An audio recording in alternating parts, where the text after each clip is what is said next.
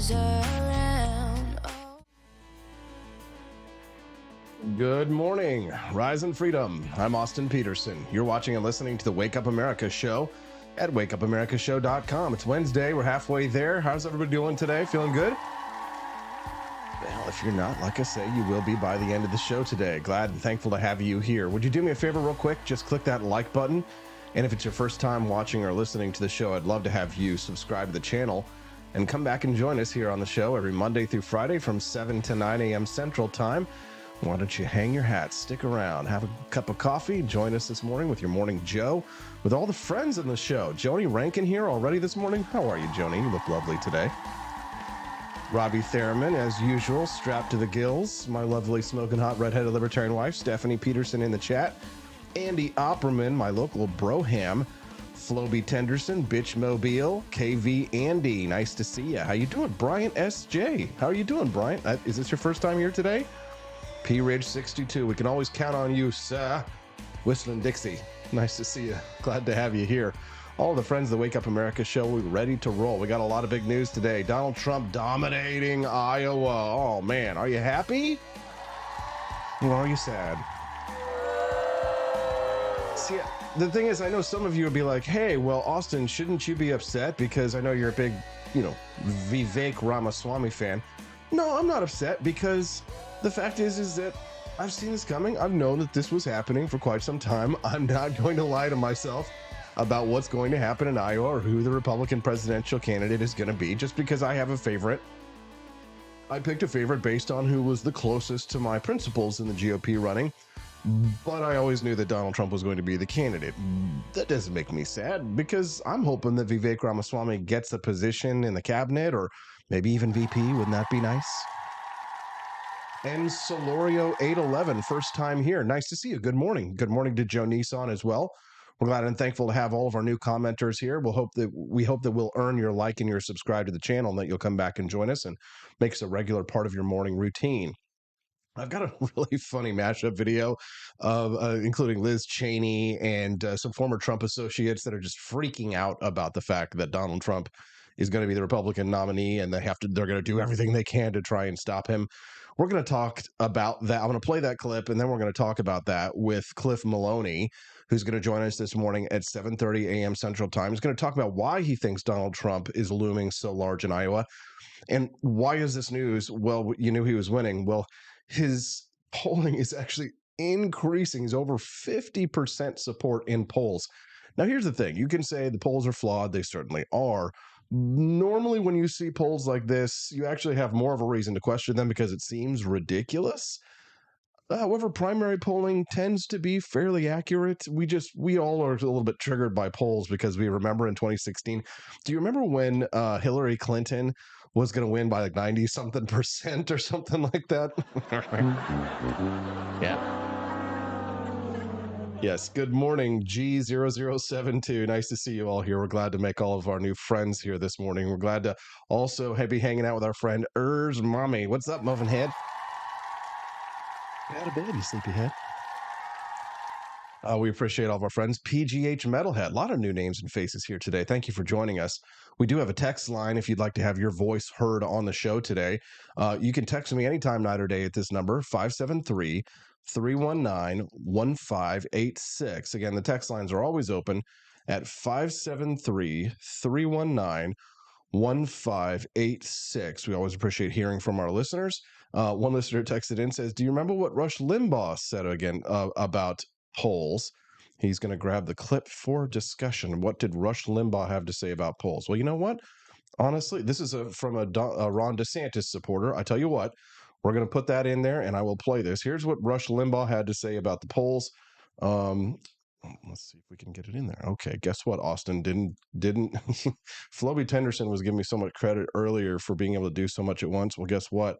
I do, if I'm spinning too many plates, sometimes some plates do actually fall and break. So hold on, let me put the fa-ching on there for you so you can actually see and hear what Rush Limbaugh has to say here. Hold on, Chrome audio. There we go. Pa-pa-cha, pa-pa-cha, pa-pa-cha. All right, let's see if that'll play. Ready? Go. When it's you have one more thing. We're getting close now to the period of time where the pollsters are going to have to start showing the race as it is. Now, I'm of the opinion they're not yet. I'm of the opinion that they're still using their polls to make news, to shape public opinion, True, rather than reflect it. But as we get closer to the election, we're not there yet, by the way, but as we get closer to the election, all of these polling companies are going to want to be right when it's all over. And so the polls that we get a week prior, the last polls before the election from all of these different outfits, probably will be closer to what they really think is going to happen. And because they have their reputations to protect after the election is over. Of course, they may not care about that anymore. It's such a one-sided, nothing's going to happen to them. It can be. And probably the most important thing that he said there is that polls are more often used to shape public opinion than they are to actually reflect public opinion. And the reason you can know that that's true is because think about this. Who actually conducts polls? Who has money to spend on polls? And if they have enough money to spend on polls, why are they conducting a poll, right? Normal people don't conduct polls. Have you ever run a poll in your life other than perhaps like a Twitter poll, an X poll, if you will? Who are the people who have 10, 15, 20, $100,000 to spend on polls? Well, those are very, very rich people. These are the elites. And why are they running polls? Well, they're not necessarily running polls because they want to find out what people think. They're running polls because they want to help shape how people think. They want to nudge us in a direction. So Rush Limbaugh makes an excellent point there. And I really appreciate our listener who texted that in today. Thank you for that contribution. You can text the show as well, again, at any time at 573-319-1586. We got Judge Ainer Napolitano is going to be joining us on the show today at 8 a.m. I'm excited about that. The Missouri Attorney General has launched an investigation into Media Matters for apparently committing fraud in soliciting donations from Missourians in order to influence advertisers to prevent Elon Musk from monetizing his platform. Is that clear for you? Clear as mud? Yeah, it's a little bit confusing, but that's big brain time. And Judge Napolitano will be joining us to explain it for us at 8 a.m. Central Time. And he'll explain to us if he thinks that the Missouri Attorney General might have a case. Can we give it up for Missouri, by the way, for always fighting for freedom? Well, not always. Our taxes kind of suck here in a red state. The taxes here are actually pretty bad for a red state. Not going to lie. But we're looking forward to talking to Judge Ainer Napolitano this morning at 8 a.m. Central Time. That's his regular guest appearance here on the show, and we'll hear from him today. I'm looking forward to it. At 8:30 a.m. today, we're going to hear from, who do I have on the show? Oh, yeah, Scott Fawn. That's going to be great. So Scott is the benefactor of the Wake Up America show, a big one. He's the one who donates this studio space to us in the mornings to use. He is a gentleman here in mid-Missouri who is, he's kind of like a politico, I guess you would call him, the Politico's Politico of Missouri. And he runs a newspaper called the Missouri Times, and this is the building that I'm in right now. Scott Fawn has got some juicy, juicy state-level drama that I actually think is relevant on the national scene. Here's a question for you. What does cashew chicken have to do with Holocaust denial? Well, more than you think, apparently, here in the state of Missouri, where one state representative, Democrat lady, who's running for attorney general in the state of Missouri, got into a fight over what should be the state food of Missouri, replacing barbecue, Kansas City barbecue, with cashew chicken. And that fight degenerated into her propping up Holocaust deniers and proudly posting photographs of her standing with Holocaust deniers. It's a very weird melodrama, but I'm really excited to share with you because it's kind of funny. Scott Fawn's going to join us at 8:30 a.m. to break down the drama. We're all going to have a good laugh because you know what? It's Christmas, Mr. Scrooge. We're all going to have a lot of fun. We'll all be visited by three ghosts. One ghost of Christmas past, Ron Paul, who will tell us to end the Fed. A ghost of Christmas present, Scott Fawn, who will tell us about cashew chicken and Holocaust denial. And the ghost of Christmas future, that's me, AP, here to tell you that the future will be merry and bright. All the way. All right. All right, Austin, stop being a weirdo. Let's play the news. All right, so Donald Trump probably going to win the Iowa caucuses, at least from my best guess. If I were to put money on it, I'd put money on Donald Trump. Well, some in the establishment are really truly freaking out about that. Let's take a listen to this. What would a second Donald Trump term look like? Well, he cannot be the next president because if he is... You can't imagine the things that he's going to do. Mexico, Canada. We can't go to Canada because eventually Canada will become annexed to America. And shoot visitors to the White House. Yeah. That means he can shoot the First Lady. We're going to see violence, the likes of which we didn't even see on January 6th. Wait. What did that guy just say? I got to go back there. I don't think I heard that the first time I listened to this clip, right? Well, wait, so Donald Trump can shoot the First Lady? Wait, what? Next to America. And shoot visitors to the White House. Yeah. That means he can shoot the First Lady. We're going to see violence, the likes of which we didn't even see on January 6th. I love the zoom in there. Like that just goes to show how like a good editor, video editor can make a video funny just with a little bit of camera movement. And that's a little bit behind the scenes stuff there on there. Hold on, I got to bring it back there just for that shot. Watch this zoom in here. If you were looking away, look at your screen right now and watch this. Didn't even see on January 6th. Make it illegal to run against him, to throw his opponents in jail, to shut down the media. He will make himself into the Fuhrer, and he will make everybody raise their hand and salute him. Using martial law against the American people. Terminate the Constitution. Rewrite the Constitution. Create mass internment camps. Throw everyone into Gitmo. Might be sent to jail or their rights might be suppressed, especially minority groups in society. You might have any number of things happen to you and your family. Every one of us, our freedom, our liberty, none of us is safe. It's going to have people around him executing against an enemy's list. Assassinate generals. Ordering troops to attack American citizens. Trump's very well armed and extremist base will try to kill people. He's going to basically burn the house down. He will unravel the institutions of our democracy. Draw similarities between Mussolini and Hitler. Adolf Hitler and Benito Mussolini. Makes Donald Trump even more dangerous. Wants to take away your vote. Senate and the House are immediately going to be paralyzed. People will begin in their minds to censor themselves. They might say, well, maybe I shouldn't say this. The end of democracy. I think that could be the end of our democracy. Democracy is dead if Trump is reelected. That democracy will be at risk. The absolute destruction of the Justice Department as we know it. The Justice Department could be entirely transformed. I am really concerned about that. Every person who was associated with the attempted coup elevated in the administration. He's reelected, he will curb transgender rights. And blah, blah, blah. Arrest political opponents To persecute, not prosecute, but persecute his enemies. Take a wrecking ball to the rule of law. He's going to make the law. Everyone else will have to follow. Vote for Donald Trump may mean the last election that you ever get to vote in. Go after the independent and free parts of American civic life. He would tear down our institutions. Purge the government of employees. Department by department effort to weaponize the powers of the government. To use the military to quash protests. Ridding the government of all democratic safeguards. Junking American democracy as we have always known it. That he would try to stay in office beyond a second term. He would never leave office. There's no question. Trump is reelected, he won't leave. Donald Trump will never leave office voluntarily. And what that means is that everybody who wants us to remain a republic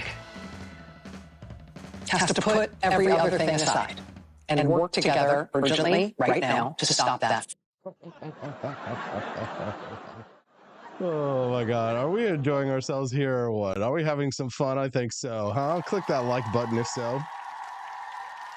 And subscribe to the channel. We'd love to have your support here on the Wake Up America show, and come back and join us every Monday through Friday from 7 to 9 a.m. Central Time.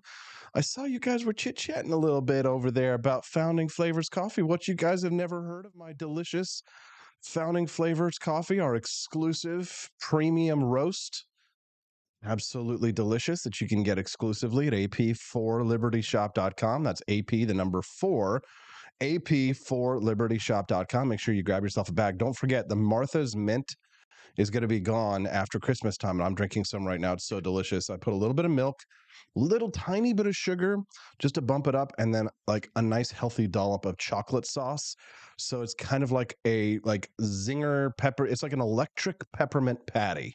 Drinking like a delicious, like if you were to eat a peppermint patty and it had caffeine in it, that's kind of like what Martha's Mint coffee tastes like. But you can only get it for a limited time. You've got like 10, 15 days or so, 12 days until no more Martha's Mint. So make sure you get your orders in over at AP, the number 4, AP4libertyshop.com. We appreciate you very much. Wasn't that montage freaking hilarious? God. Now see, good reasons to watch the Wake Up America show and tune into the show. You don't want to miss programs like these because we've got all the good stuff. We've got lots of great listeners who are sending us texts this morning. You can send some too at 573-319-1586. That's 573-319-1586. I've got an article for you that I'd really like you to read. I won't have time to get into it today, but it's something that is a real thinker that I'd like to share with you by a man by the name of Eric Prince. And I mentioned him casually in conversation to my wife about a month ago. We were talking a little bit when we were talking about the conflict between Israel and Hamas, and essentially what would libertarians replace, a military with if we were to have a smaller military role. And we talked about private military contractors. Eric Prince is that private military contractor. And what's fascinating about Eric Prince is that if you actually look at his history of engagement with politics, he is actually, I believe, and don't quote me on this one, but I believe has been a self-described libertarian in the past.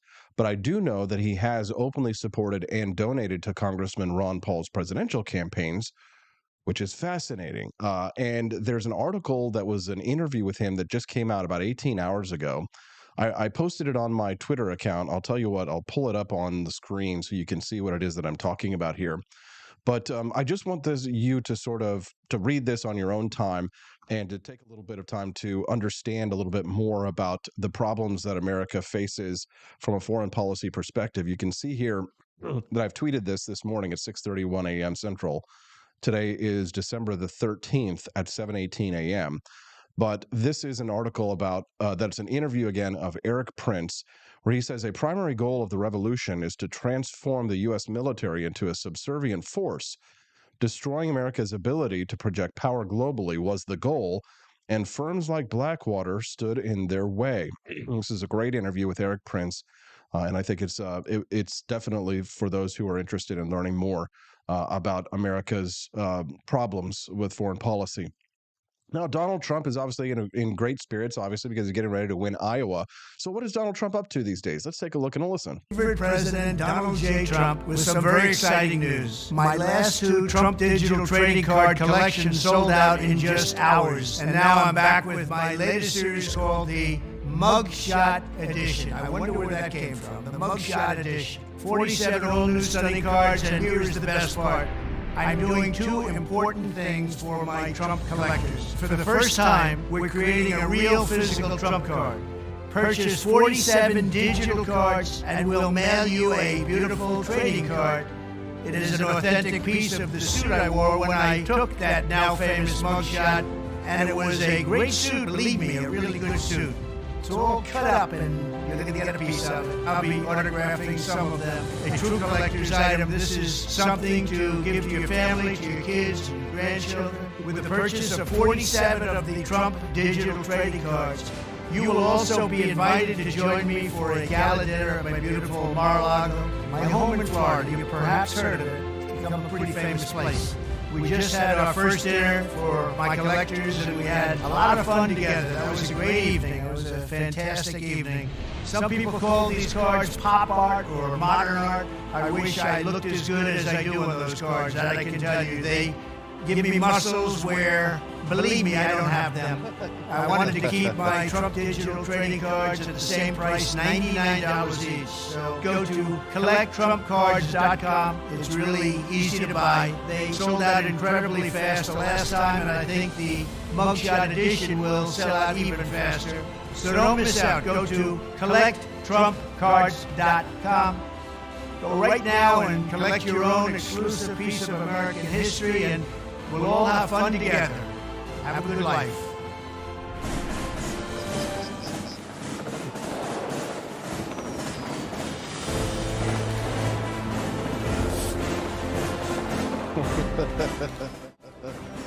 All right, so I see we're getting a little bit of echo there, guys. I'm sorry for that. I do think that I have a solution for that, but I'm going to have to fix it a little bit later. Apologize for that. When you say that it's an echo, is it an echo from my voice or is it an echo from the audio that I'm playing? Please let me know because that's going to help me narrow it down. I'm the only person here producing this show by myself, so it makes it a little bit more difficult for me to fix it, but I can do it. And again, apologize for that. Is it my voice that's echoing or is it the audio that's echoing? If it's the audio that's echoing, I think I know how to fix that. So hopefully I'll get that done. And we will do that because we're going to have Cliff Maloney joining us here in about less than 10 minutes. We're going to hear from him about why he thinks Donald Trump is dominating in Iowa. And I've got a clip of Terry Littlepage not seeing the stream. Oh, gosh, man. People just hit me up with all kinds of problems. All right, just from the audio. Okay. Well, I think I fixed it, and I've got a clip of Vivek Ramaswamy. Let's see if it does fix it. Take a listen. Let's talk about the difficult issue of abortion. And to know what the path forward is, you have to know the path that got us here. I'm going to go very quickly through some constitutional history here. Roe versus Wade was an incorrectly decided case, where the Supreme Court read something into the 14th Amendment that wasn't there. The 14th Amendment, among other things, ensures due process under the law. Well, that's about a procedural protection, I think I fixed regardless of race or otherwise. Yet the Supreme Court says we're going to read that due process clause to somehow invent a right to privacy. That doesn't exist under the Constitution. Now, if you wanted to really make that interpretation, I would have at least made the argument for the Privileges and Immunities Clause for citizens, to say that there are at least certain privileges and immunities that the government gives you. If you really want to torture a reading of a right to privacy that protects abortion, you might have at least used Section 1 of the 14th Amendment, the Privileges and Immunities Clause. But nope, they didn't want to do that in the Supreme Court because of some long historical reasons related to the slaughterhouse cases. That's a longer history and a topic for another day. They went to the tortured interpretation of the substantive due process interpretation of the Due Process Clause in the 14th Amendment. So they basically made it up. So what happened then about 50 years later in the Dobbs case last year was the Supreme Court overturned Roe correctly on constitutional grounds, not on the grounds of whether they like abortion or not, and this is what we need to understand, on the grounds of the Constitution of the United States, making the simple holding that the Due Process Clause of the Constitution does not protect some unwritten right to privacy that includes the right to get an abortion. That's what the Supreme Court held last year, and correctly so. Great. That's a win for the Constitution. But now Republicans, I worry, are about to score an own goal. Look at every candidate in this race. Every other candidate who's on that debate stage was favoring some kind of federal ban. Even Nikki Haley, who really refuses to make her stance clear, when pressed, says that she would sign into law a federal abortion ban while offering a lot of mealy-mouthed atmospherics about nice-sounding statements that refuse to take a stand on the issue when she's forced to take some semblance of a stand, even says that she would favor a federal ban. Let's go to the constitutional basis. The federal government does not have the constitutional authority to write a ban when the federal government doesn't give them, when the Constitution does not give the federal government that power. What do they say? The Commerce Clause. Well, any Republican who's going to use the Commerce Clause to expand the federal government's role should not be in office, period. What do they say? The 14th Amendment protects life. Well, that's a more tortured interpretation of the 14th Amendment than the Roe versus Wade court brought to bear, because that was never used for the basis for the federal government to pass murder laws or anything else either. So we have to stick to those constitutional principles. This is an issue for the states. Completely agree. What do you guys think about that? I just bumped up my audio on the system because I know Eric was saying that the desktop mic and audio need to be turned up a notch. He says he got his phone maxed and it's a little quiet. I do apologize for some of these technical issues, friends. Please let me know if some of you guys need a Jamie like Rogan. Yes, we do. Melmac says you need help and going live stops and I have to keep restarting. That's actually not an us problem. That's a platform problem. But hopefully I fixed the audio problems for you there, Eric. Please let us know. I'm going to go get Cliff Maloney. We're going to talk to him about why he thinks Donald Trump is leading so hard in Iowa. We'll talk about that when we get back on the Wake Up America show at wakeupAmericaShow.com. Snow Goose Lodge in Jamestown, Kansas, your home away from home. Choose the comfort and privacy of our individual rooms, each equipped with its very own locking door and en-suite facilities. Or bring the whole family and make memories in our communal space. Snuggle up on our plush recliners or share a meal around the dining table that comfortably seats 8. Our kitchen is armed with everything you need, from a microwave to a full-size fridge. For a bird's eye view, book the Eagle's Nest. Enjoy the privacy, storage space, and its very own toilet and shower. For just $450 a night, reserve the entire lodge. Perfect for reunions or retreats, accommodating up to 8 guests. And remember, Snow Goose Lodge is a haven for kids and dogs alike. So bring the whole family. Book your stay now and get 20% off your first booking using the code WAKEUP.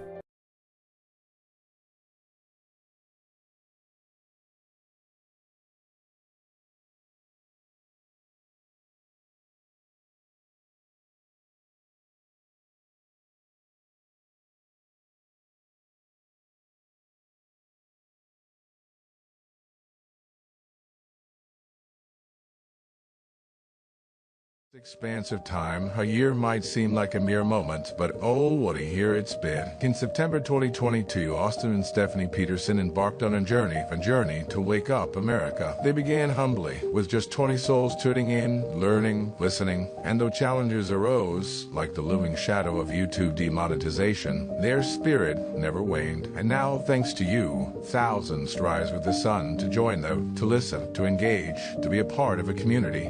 So here's to you. And to wake up America, for memories shared, for friends made, for the journey ahead, and for never, ever forgetting to rise and freedom. Happy anniversary. I'm Donald Trump, and I approve this message. Believe me, Austin Peterson is the best. He's got the greatest Wake Up America show I've ever seen. Whenever I tune in the mornings and watch the live stream, let me tell you, he has got the absolute best content. I love his guests. It's just a total blast to watch, and I highly endorse and recommend the Wake Up America show. It's terrific, believe me.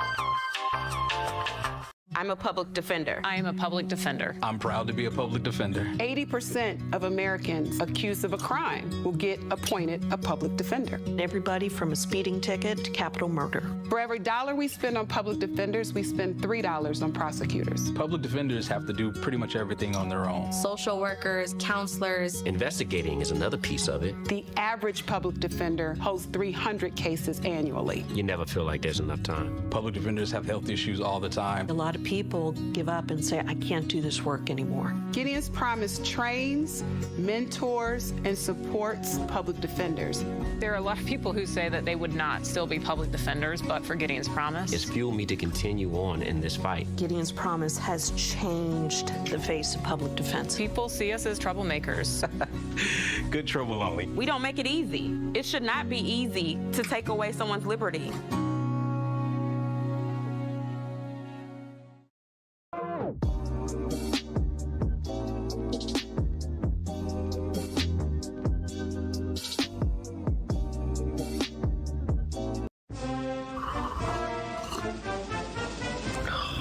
Tired of spending your hard-earned money on woke corporations that don't share your pro-freedom values? Fed up with sipping liberal lattes and progressive cappuccinos? Introducing Founding Flavors from AP for Liberty Shop. Get your day started with Washington's Revolutionary Roast. As robust and principled as the man himself, this blend is the shot of energy heard round the world.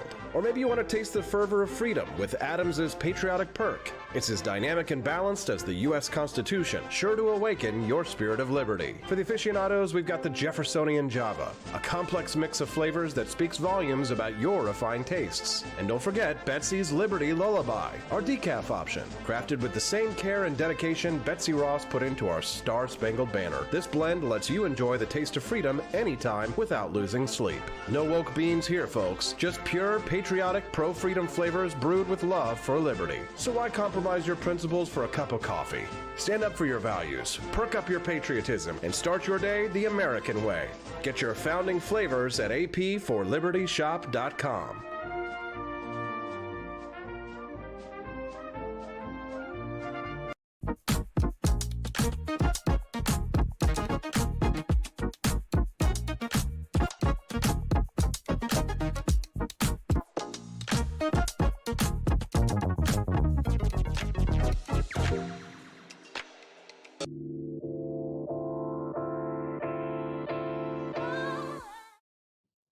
What would a second Donald Trump term look like? Well, he cannot be the next president because if he is... You can't imagine the things that he's going to do. Mexico, Canada. We can't go to Canada because eventually Canada will become annexed to America. And shoot visitors to the White House. Yeah, that means he can shoot the First Lady. We're going to see violence, the likes of which we didn't even see on January 6th. Make it illegal to run against him, to throw his opponents in jail, to shut down the media. He will make himself into the Fuhrer, and he will make everybody raise their hand and salute him. Using martial law against the American people. Terminate the Constitution. Rewrite the Constitution. Create mass internment camps. Throw everyone into Gitmo. Might be sent to jail, or their rights might be suppressed, especially minority groups in society. You might have any number of things happen to you and your family. Every one of us, our freedom, our liberty, none of us is safe. It's going to have people around him executing against an enemy's list. Assassinate generals. Ordering troops to attack American citizens. Trump's very well-armed and extremist base will try to kill people. He's going to basically burn the house down. He will unravel the institutions of our democracy. Draw similarities between Mussolini and Hitler. Adolf Hitler and Benito Mussolini. Makes Donald Trump even more dangerous. Good morning, Rise and Freedom. I'm Austin Peterson. You're watching and listening to the Wake Up America show at wakeupAmericaShow.com. We're glad and thankful to have you here. Don't forget to click that like button and join us every Monday through Friday from 7 to 9 a.m. Central Time. We appreciate all of our friends joining us here today. All right. Well, we've got even more friends who are going to be joining us here live. He is a former Ron Paul and Rand Paul staffer and now a fellow Missourian. Glad to have him here. Cliff Maloney joining us live on camera. Good morning, Cliff. How you doing, sir? Great to be here. Good morning, everybody. Good morning, Cliff. We're glad to have you here as well. Cliff, do me a favor. We were just playing this clip of like some of the worst Trump derangement syndrome people out there. Liz Cheney. We had Morning Joe, and he was saying things like Trump's going to make himself a dictator. This is kind of their new line. Trump's going to be a dictator and all this stuff. What is it about Donald Trump that drives these people absolutely bonkers insane? I mean, there's enough things to criticize him for that people like you and I disagree with him on they could go after. Why do they feel the need to make so much crap up? Well, I think that it's funny because what he represents is a lot of what we want, which is we want to disrupt the system. We want these folks that are in power to not have access, or for it to not be so easy for them to kind of, wash, rinse, repeat with our money through the political system. But it is also ironic, like you said, I mean, there's plenty of things they could hit him on because it's almost like the boogeyman that they want him or that they claim that he is who we'd love him to be. But it's just, I think that he represents a completely different type of enemy that they're not used to, right? I mean, that's the thing I always say when you're looking at these other candidates for president, it's like, look, you can think what you want, but he's a disruptor. And when somebody is going to get in the way of the political class and the elites in this country getting access to all of their welfare. We'll call it what it is. It is welfare, right? For these folks that just wash their money through the government. I think he represents, something that they're not used to, which is somebody that won't get in line. And that's a threat. And so it is interesting. I've always respected your takes, Austin, because very few people get that, you don't have to be obsessed with Trump, but you do have to understand as a libertarian that he represents something that is so vastly different in terms of one of the major parties when it comes to going after, even if it's just in rhetoric, going after some of this colossal government that just, it seems there's no stopping it. And finally, you have somebody who's a threat to the system. So of course they're going to react that way. Cliff, I'm looking at the polls, and you know how I feel about polls. I think that a lot of them are flawed. Most of them are commissioned in order to tell us what to think rather than what people think. But when I look at Donald Trump's lead in Iowa, I feel as if that's undeniable.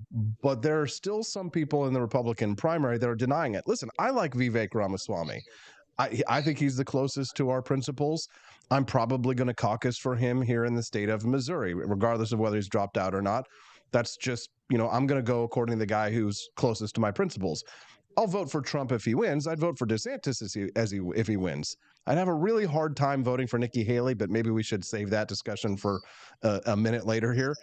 But why do you think Trump is dominating so much, even in a conservative state like Iowa, where Rick Santorum won, Ted Cruz won? Why is Donald Trump dominating in Iowa right now? I always say that these presidential primaries, like any big race, there's two different races, right? Obviously, there's when they count the votes, but you have this process, and it's typically, I would say, about 60 days out from an election through election day. Now, obviously, in some states, you've got early voting and different things happening now, but typically 60 days out, people start making a decision, not who they're going to vote for, but they're making a decision about who can win, right? And we've seen this before. This is why third-party candidates, when it comes down to it, they eventually start to lose support. And the reason is because there's that first race, that first campaign before people vote, where they decide who can win. And then on election day, from those that they've decided can win, they cast their vote for one of those.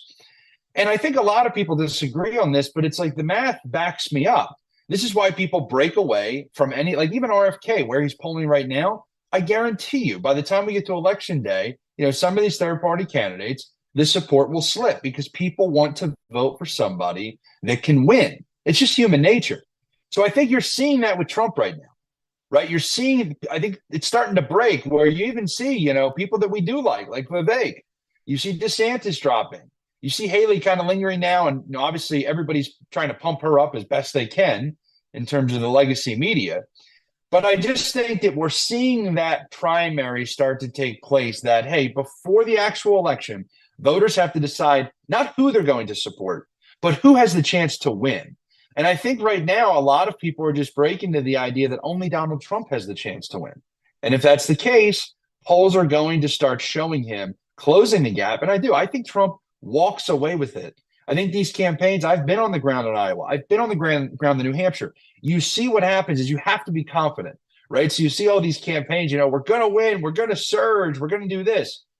And everything right now is anybody within 30 points of Donald Trump. And so what you'll see is, and this will be interesting, on primary day in Iowa, the caucus day in Iowa, watch the spin from all the candidates, right? And it's going to be amazing to me if somebody's press release actually says, see, we only lost by 20. We're in this race, because that'll be the first time in history that people are bragging about a 20-point loss. We're grateful and glad to have Cliff Maloney here on the show this morning. He's cracking us up. Yes, they will do that. We are definitely going to see things like that. If you're just tuning into the show this morning, do us a favor, click the like. Thank you to rumble.com for featuring us on the front page this morning.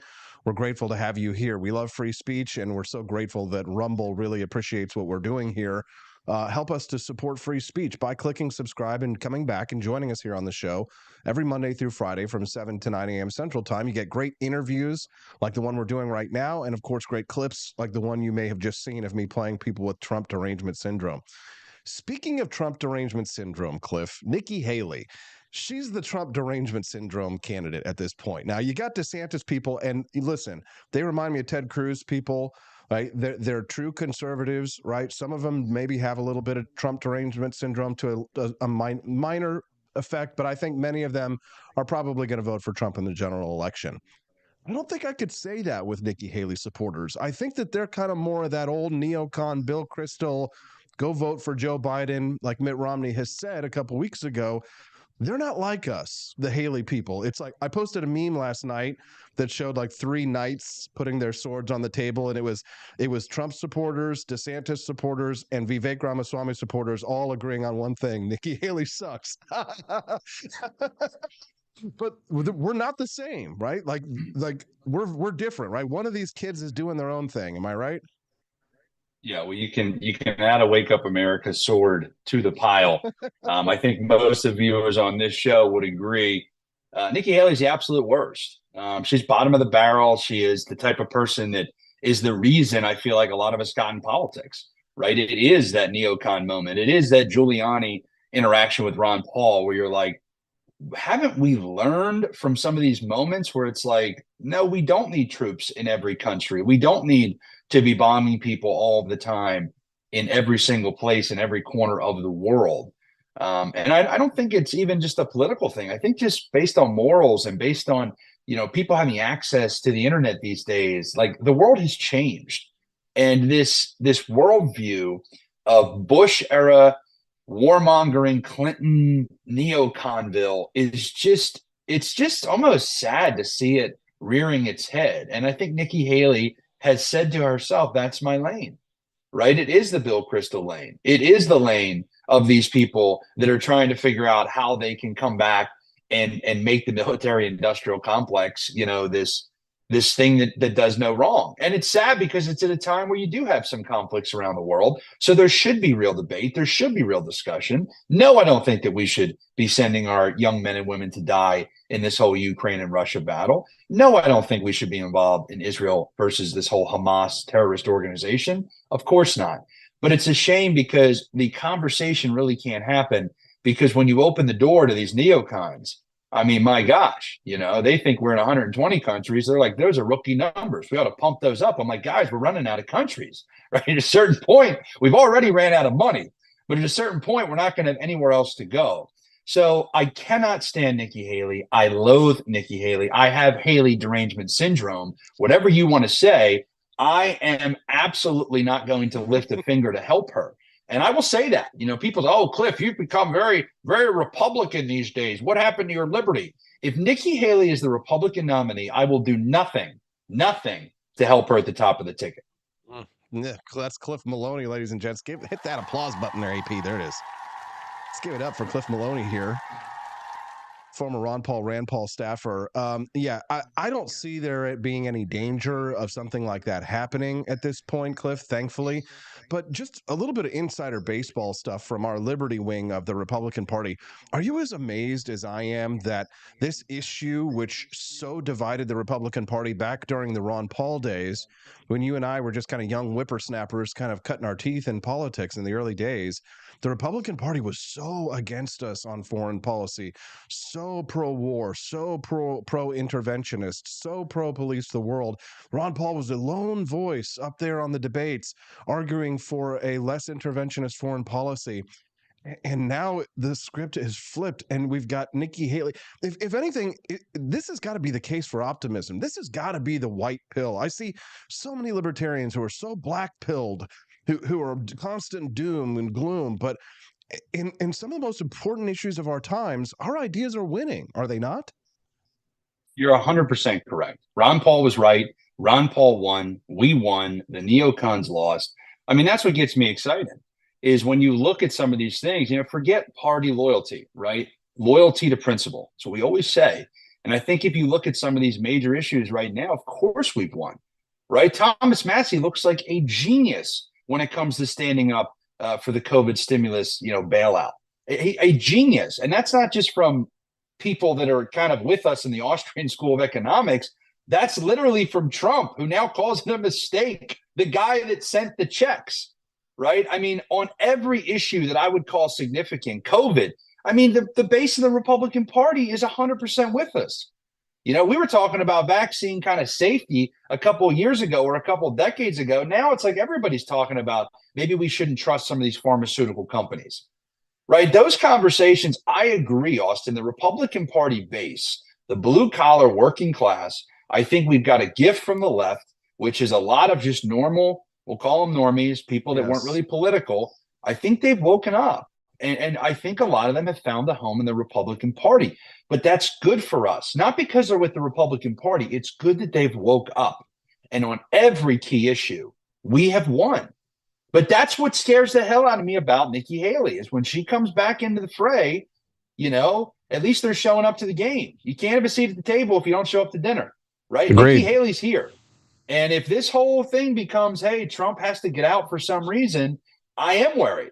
But right now, you're telling me that 85 to 90% of the support in a Republican primary are people who are saying we should not send our kids overseas for any more wars. I'm pretty excited about that. That's a huge W for our movement.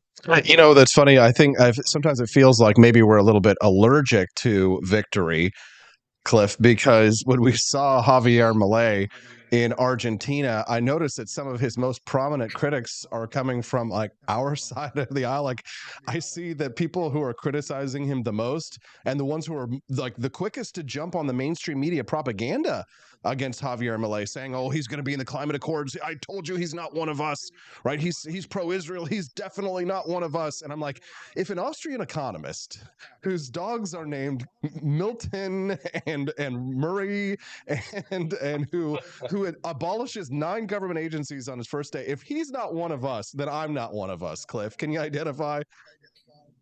Yeah, I always say this. I mean, if you aren't getting shouted at, if you aren't being, you know, called a sellout or called some sort of, you know, fake libertarian, then you're probably not over the target, right? I think Milei is a great example. In my lifetime, he's probably my favorite elected official. That's a lot to say, right? I mean, I'd put him up there with Ron Paul and some of these folks that we really trust and respect. And we'll see how he does. I mean, try going in and dismantling a federal bureaucracy. Trump struggled with it. I think he would admit that, right? I mean, trying to go in and pick apart some of these things that have been built. I mean, even he said, you know, when he talked about doing some of these dramatic things, Milei, he said, it's going to take time. But for him to shut down, you know, double digits on the first day in terms of departments, that to me is like, all right, this guy's at least on the right path. And yes, we are allergic to victory. It is a major problem. I wouldn't even call it a problem. I just would warn your viewers, look, if you're getting involved in this movement and you're trying to have some battles, there will be big losses. There will be big wins. Enjoy the wins. Right. And the incremental change, you know, celebrate it when it makes sense. Right. Just make sure you're headed in the right direction. But there's nothing worse than the Monday morning quarterbacking from these just losers who do nothing. They try nothing. They think, oh, you know, money's evil. We're getting the shit kicked out of us. Right. Build a plan, execute the plan, and then review your notes and see how you can improve it. But yes, Austin, celebrate the wins and stop getting in the way of real, actual change. Exactly, right? The question isn't who will let me, it's who will stop me. I guess that leads to one last question for you, Cliff, before we let you go. And then I want to give you a chance to plug what you're working on these days. But Javier Milei showed it can be done. Now, Argentina is not the same as the United States, right? It's a completely different country, completely different problems, and completely different cultures. It's a totally different scenario. But people have said, if Javier Milei can do it on day one, why can't Trump do it on day one? He had the chance to abolish the deep state, and he didn't do it. Do you think Trump can? Do you think if he can that he would be like a Javier Milei on day one? He said he would, right? People are saying, oh, he's going to be a dictator. And he's talking about day one, day one, day one. If we reelect him next year, can he be like Javier Milei and do what Javier Milei did? And maybe a better question is, would he? Here's the difference between the U.S. and Argentina. Okay, we're not there. We are not there with public polling, right? Things have to get to a point where it's so bad. And I hate to root for that. I'm not saying I want it to be there, but people are still focused on their mortgage. They're still focused on putting food on the table. They're taking their kids to soccer practice. Until the Federal Reserve completely destroys our currency, which is on the path to doing so, That's really when things are going to get so bad that somebody could have the appetite of a Malay, or you could have people or elected officials step up and really pull it off, because public pressure is why people act, right? Trump wants to be loved. Okay. That's the one reason why I think he was actually good on war, is because he realized, like, I don't want these troops to die. I want people to love me. And that was more important to him than the checks from the military and defense contractors. Right. So I do think public opinion pushes policy. I think how people believe or what they're animated about is what ends up happening in the political process. So, yes, could somebody like an Austin Peterson or a Judge Napolitano get elected and do some radical libertarian reforms? Absolutely. I think it's very much doable. I think there has to be push, though, from the type of person who could get elected. No offense. It's difficult for folks like us, ideologues, to step up and win. But for somebody that's in the political class, or at least wins through a national election, I think it's going to have to get worse here, like it was or like it is in Argentina, for people to say enough's enough. This central bank is killing us. We don't have any more money. We need a radical change. Right now, Americans don't want a radical change. They elected Joe Biden.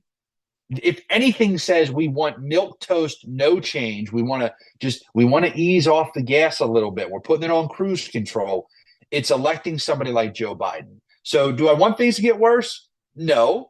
But do I want more people to wake up and to say, hey, it's time for radical change in America? Absolutely. God bless you, Cliff Maloney. Speaking of Judge Napolitano, he's coming up here in about 8 minutes. So I'd like to give you an opportunity to share with us what you're working on or any projects you'd like to plug before we let you go and hear from the good judge. Yeah, sure. cliffmaloney.com/chase. We've got a huge program in Pennsylvania. We're endorsing Liberty candidates across Pennsylvania. And we're going to be chasing ballots because the national and the state GOP are epic failures. I hope I'm not being too blunt about that. They are horrific losses, and they're losers running the party. So cliffmaloney.com/chase. We're going to do the job that they're not doing, but only to help Liberty candidates. Would appreciate y'all checking that out and spreading the word. Very few people have the spirit of 1776. Cliff Maloney wears it on his hat. Cliff, thank you for your time today. We always appreciate your contributions to the show.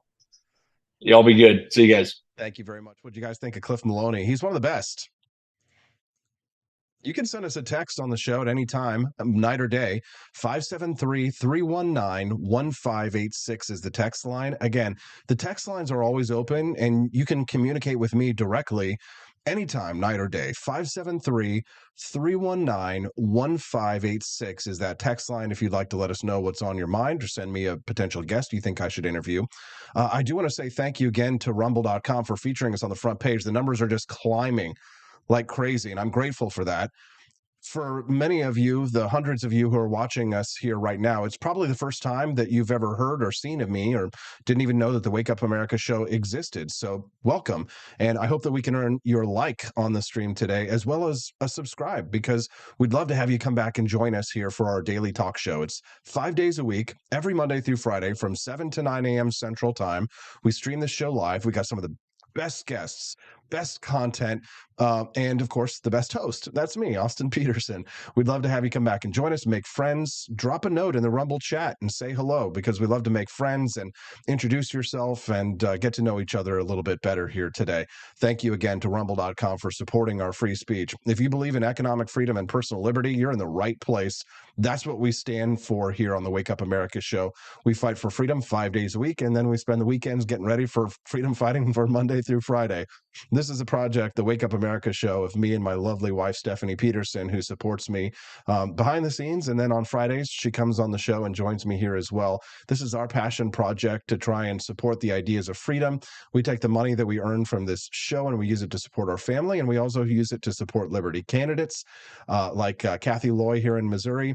I was also a big supporter of Jamie Marie Pope. We do a lot of like state-based candidates. And there's a candidate I'm eyeing in Kentucky as well that I'm looking at supporting as well. We also are in the middle of producing one of our first documentaries about the Battle of Athens in Tennessee. So I'd love to earn your financial support as well. You can buy merchandise from ap4libertyshop.com. That's AP, the number 4, ap4libertyshop.com. Or if you've been thinking about stocking up on gold or silver for the holidays, the Wake Up America show is sponsored in part by Lear Capital. And our friends over at Lear Capital have some of the best deals on gold and silver you'll find in the business. I believe in gold and silver, and I believe in Lear Capital because I share them with my family and my friends whenever they want to buy gold or silver, because a lot of people will ask me for my advice because I've been in politics and news for a number of years. I usually have my finger on the pulse of what's going on in the world. And we all hope that Donald Trump wins next year. I think he would win if the election were held today. But if Joe Biden wins again next year, I predict more disaster for the American economy, which is why now's probably a great time to think about stashing away a few gold bars, maybe some gold coins. If you've been thinking about investing in gold or silver, you can do so. Call that number on the screen, 1-800-885-2175. We do the gold and silver dance, 1-800-885-2175.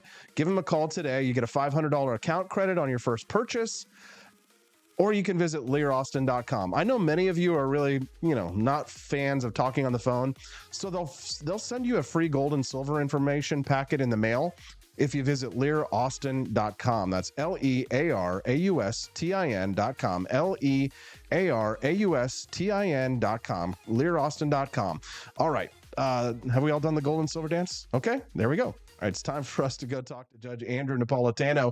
The Missouri Attorney General is investigating Media Matters for potentially committing fraud in trying to prevent Elon Musk from being able to have advertisers on X. It's a little complicated, a little convoluted, but it deals with free speech, your free speech. So stick around. We're going to have that conversation with the judge when we get back on the Wake Up America show at wakeupAmericaShow.com. Want an engaging website to boost your business? You're just a click away from 5-star Fiverr talent. Hundreds of freelancer skills like web design. Head to Fiverr.com today and get something started. American conservatism is distinct, like America is distinct from the United Kingdom. American conservatism's roots comes out of the Wild West, out of pioneerism. The difference between American conservatives and European conservatives is that Americans are cowboys. We are that God, guns, gold, and girls. It's wild here, and we should stay that way. We shouldn't allow a European version of conservatism to come and infect us here. We like it wide open spaces here, deep in the heart of Texas and all that.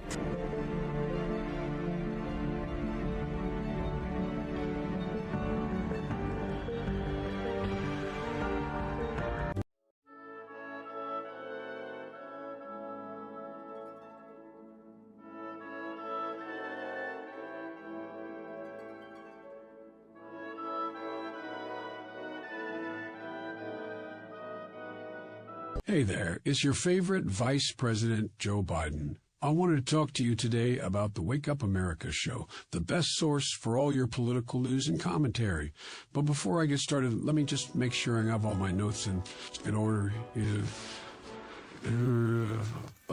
Okay, where was I? All right, the Wake Up America show.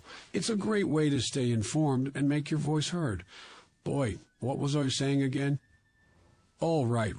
The Wake Up America show. It's important that we all stay engaged and knowledgeable about what's going on in our country and, the thing. But hold on, where was I going with all this? Oh, yeah. The Wake Up America show. It's a fantastic resource. And if you really want to make a difference, man, you can sign up to be a monthly donor at wakeupAmericaShow.com/support. Now, where was I? Oh, that's right, the Wake Up America show. So if you want to stay woke and support a great cause, head on over to wakeupAmericaShow.com/support and sign up to be a monthly donor today. And if you're feeling generous, you can even give a donation in my name. Thanks for listening, and keep on keeping on, America. Come on, man.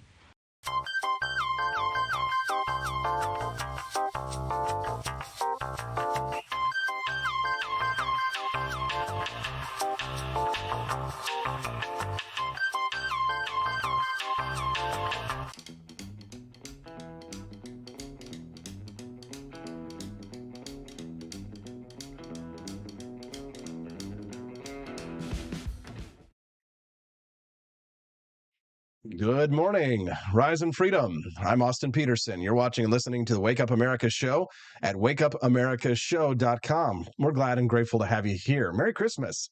Click that like button and subscribe to the channel if you've been enjoying the content that you've been hearing so far this morning. If you're a believer in economic freedom and personal liberty, you're in the right place. That's what we stand for here. That's why they call me AP for Liberty here on the show.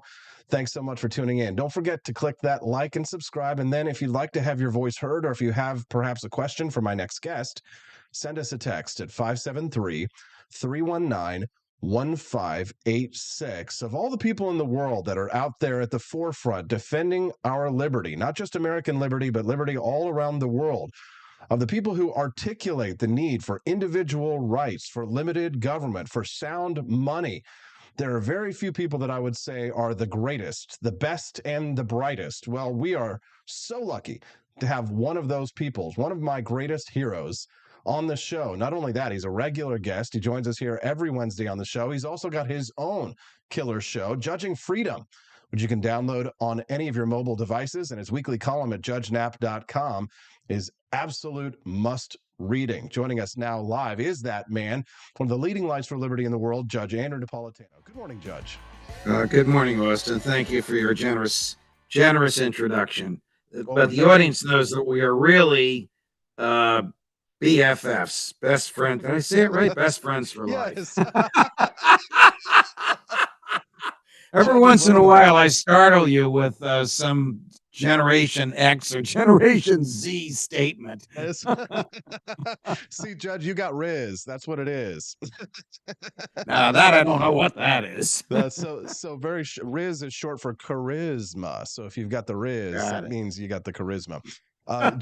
Judge, thanks for joining us here today. We've got a situation here in the state of Missouri. I've been so far fairly pleased with Missouri's Attorney General, Andrew Bailey, and his conduct in defending our free speech rights, especially in the case that he brought when it came to the government telling Twitter to censor people like you and I online. I think that that's absolutely necessary.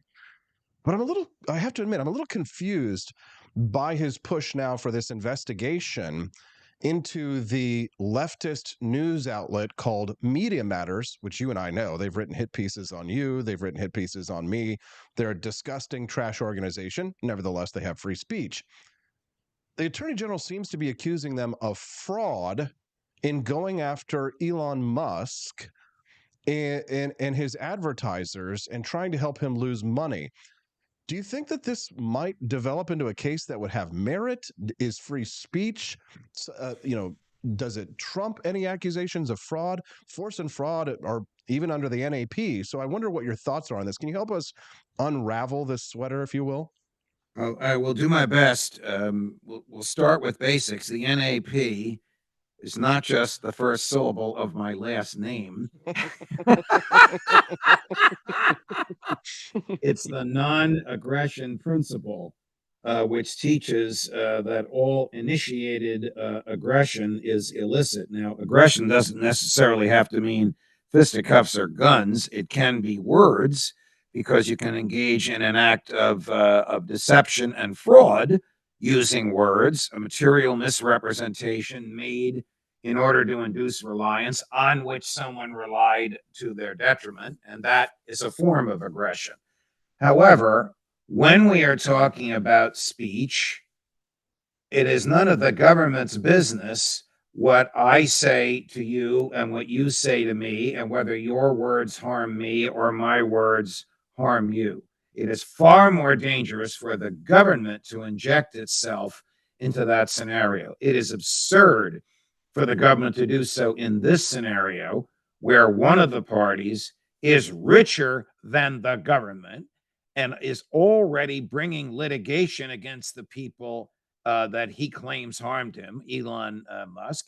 He has every right to sue them and say, you are interfering with my business relationships. That is tortious activity, and you're going to pay for it. If you can prove it to a jury, that's what the judicial system in part exists for.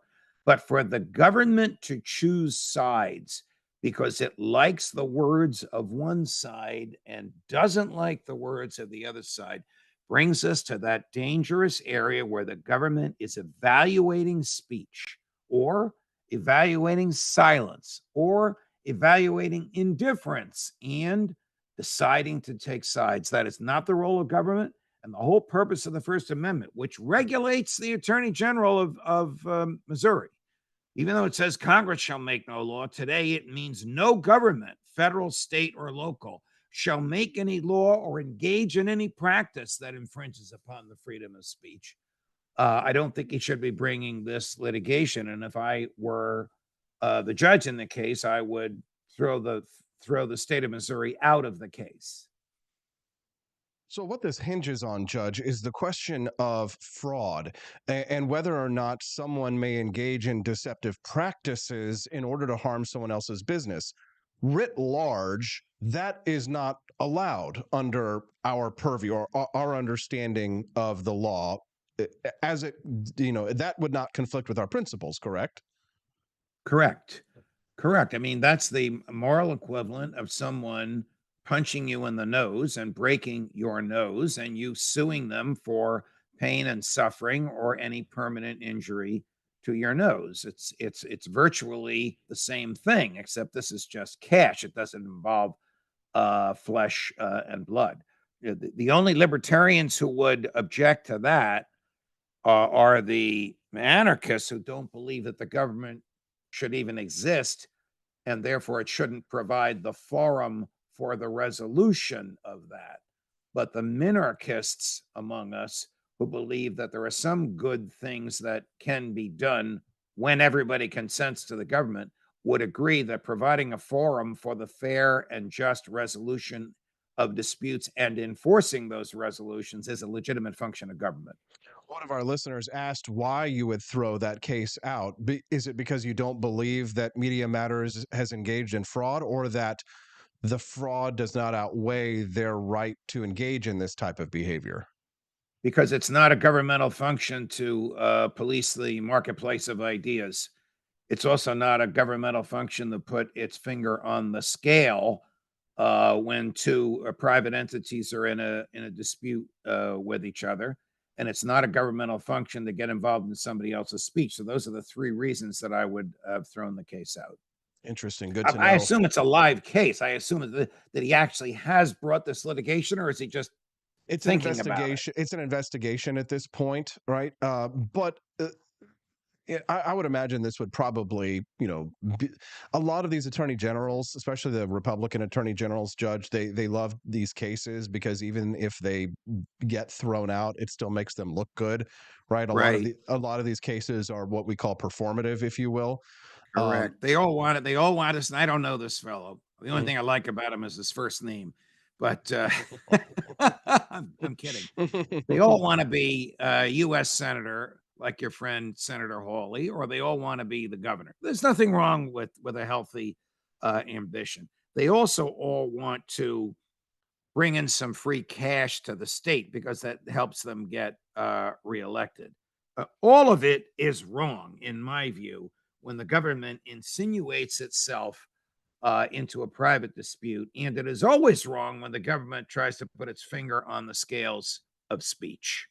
I wrote my column this week about the government of the Congress ripping into presidents of Ivy League universities. It's none of the government's business what they say or what they don't say on their college campuses. But here we go again. Government getting involved in speech. People like you and I need to call this out whenever it happens so that people realize that the whole purpose of the First Amendment is to keep, what is his name, Andrew Bailey? Yes.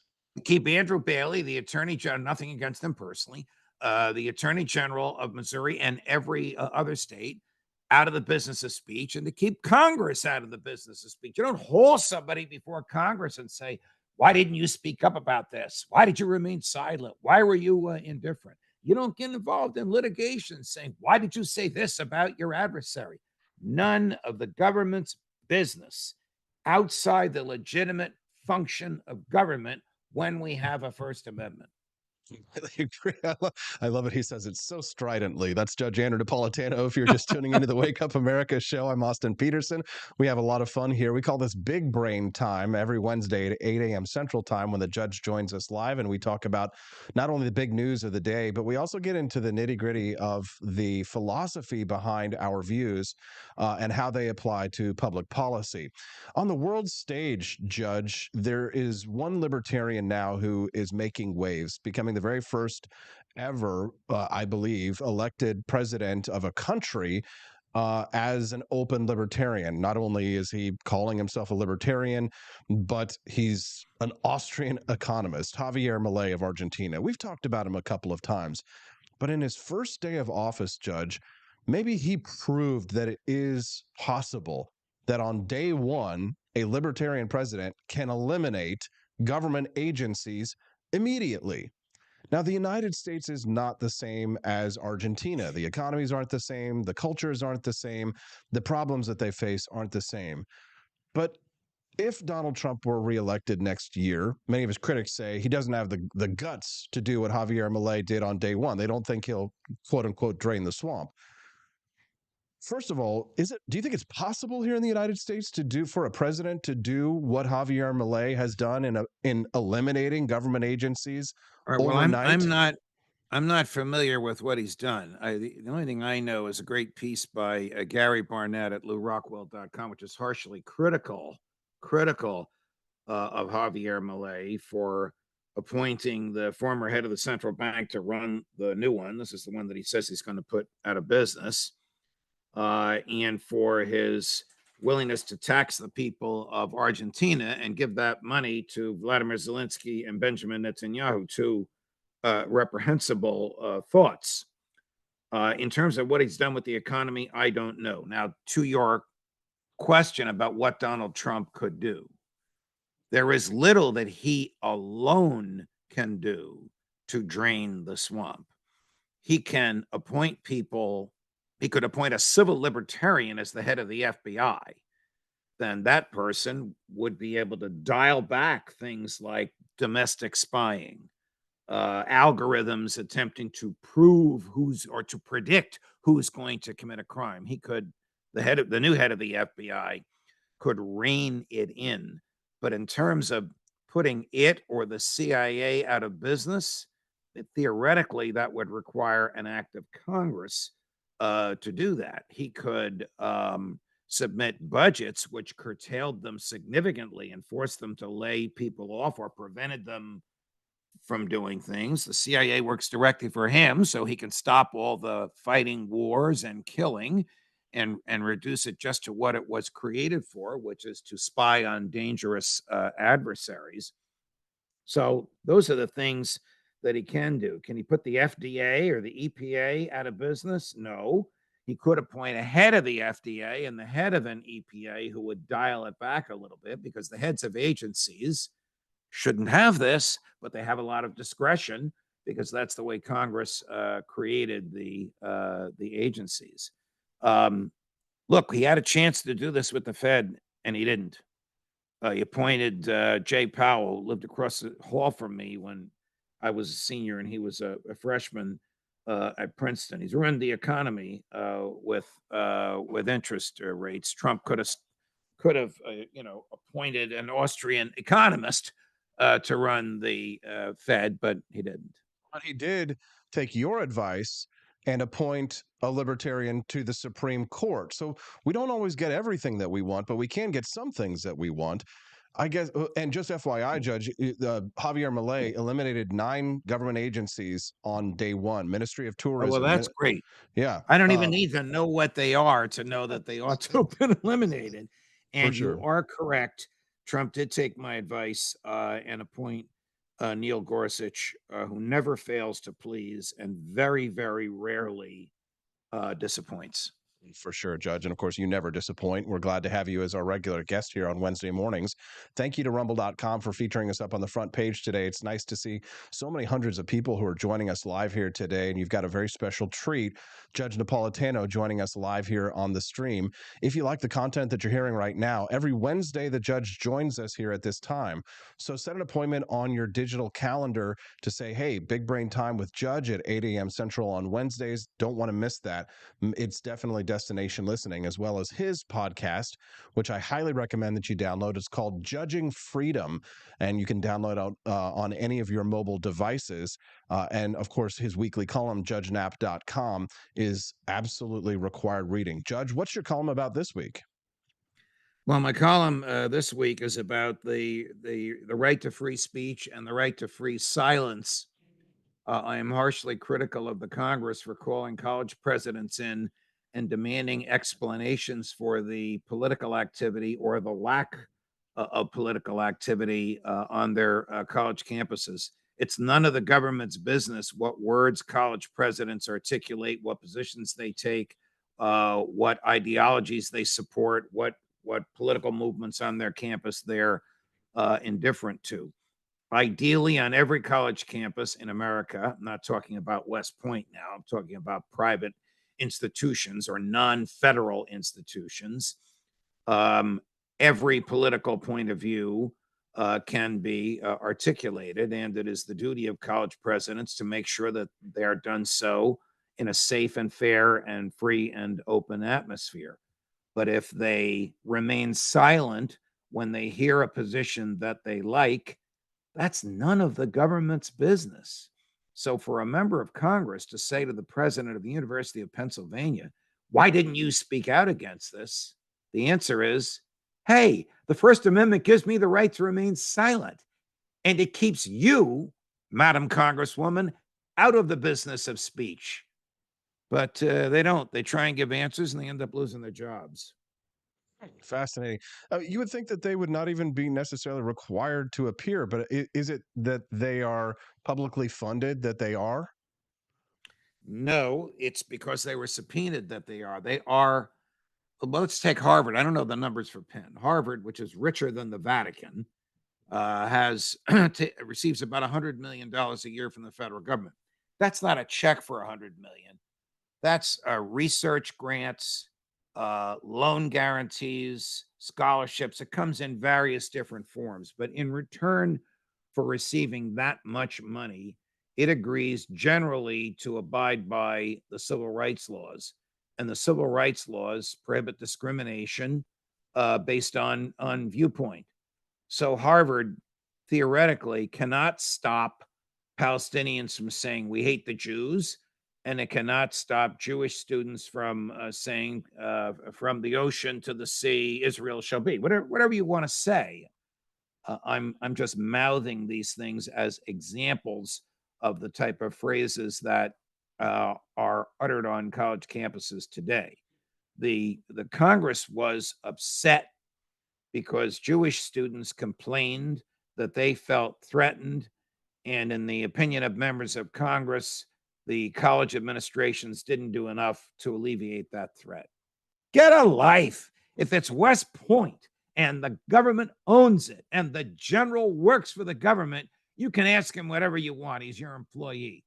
But these are private institutions. Go home. Stop legislating. Stop raising taxes. Stop putting your finger on the scale of justice. Stop insinuating yourself into the middle of the freedom of speech. The whole purpose of the First Amendment is to keep the government out of the business of speech and to protect the right to remain silent.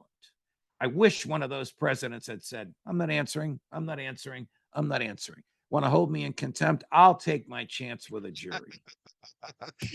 Read Judge Knapp's column every week on Thursdays at judgenap.com. And of course, his excellent show. He loves to sneak preview for us as well. Who do you have on your awesome show coming up, Judge? Well, yesterday I had Colonel Doug McGregor and Scott Ritter, both of whom said the way Netanyahu is slaughtering Palestinians, this has become a war of Jewish domination. 18,000 Palestinian civilians dead, fewer than 100 Hamas killers, Hamas warriors, whatever they call themselves, killed. They're both saying if this keeps up unabated, it will be a regional war. And when Israel feels threatened, guess who it'll call on? And guess what Joe Biden will do? And then you'll see troops on the ground. Remember, there are 2,000 Marines a mile offshore on an aircraft carrier itching to do something. Today, we're looking at the intelligence aspects of that. Yesterday was the military aspects. So we have Tony Schaefer, ex-Army intelligence, and Phil Giraldi, ex-CIA, to give us an analysis of the interaction between the CIA, the Mossad, Netanyahu, and Biden. You know, it's a new world for me, Austin. I've become, fortunately, one of the go-to places for the counter narrative, counter to what the government wants you to know. And I've been very fortunate to have wonderful, courageous ex-military and ex-CIA come on every day and give a different, I believe, more truthful, I believe absolutely truthful version of events. A version of events the government doesn't want you to hear. Man, if the government doesn't want you to hear it, I want to know it. Judge, one last thing for you. It is the Christmas season. If there's one person that, as well, who the government did not want their word to be heard, that was the message of Jesus Christ of Nazareth, which is why the government of Rome executed him, and many of his people saw him as an outcast rather than a proper martyr. The words of Jesus Christ were to love one another, to be humble, and to seek him as the path to salvation. I know that you are very proudly Catholic of the pre-Vatican II tradition, and I wonder if you might share with our listeners just a little bit from your heart about what the Christmas season means to you.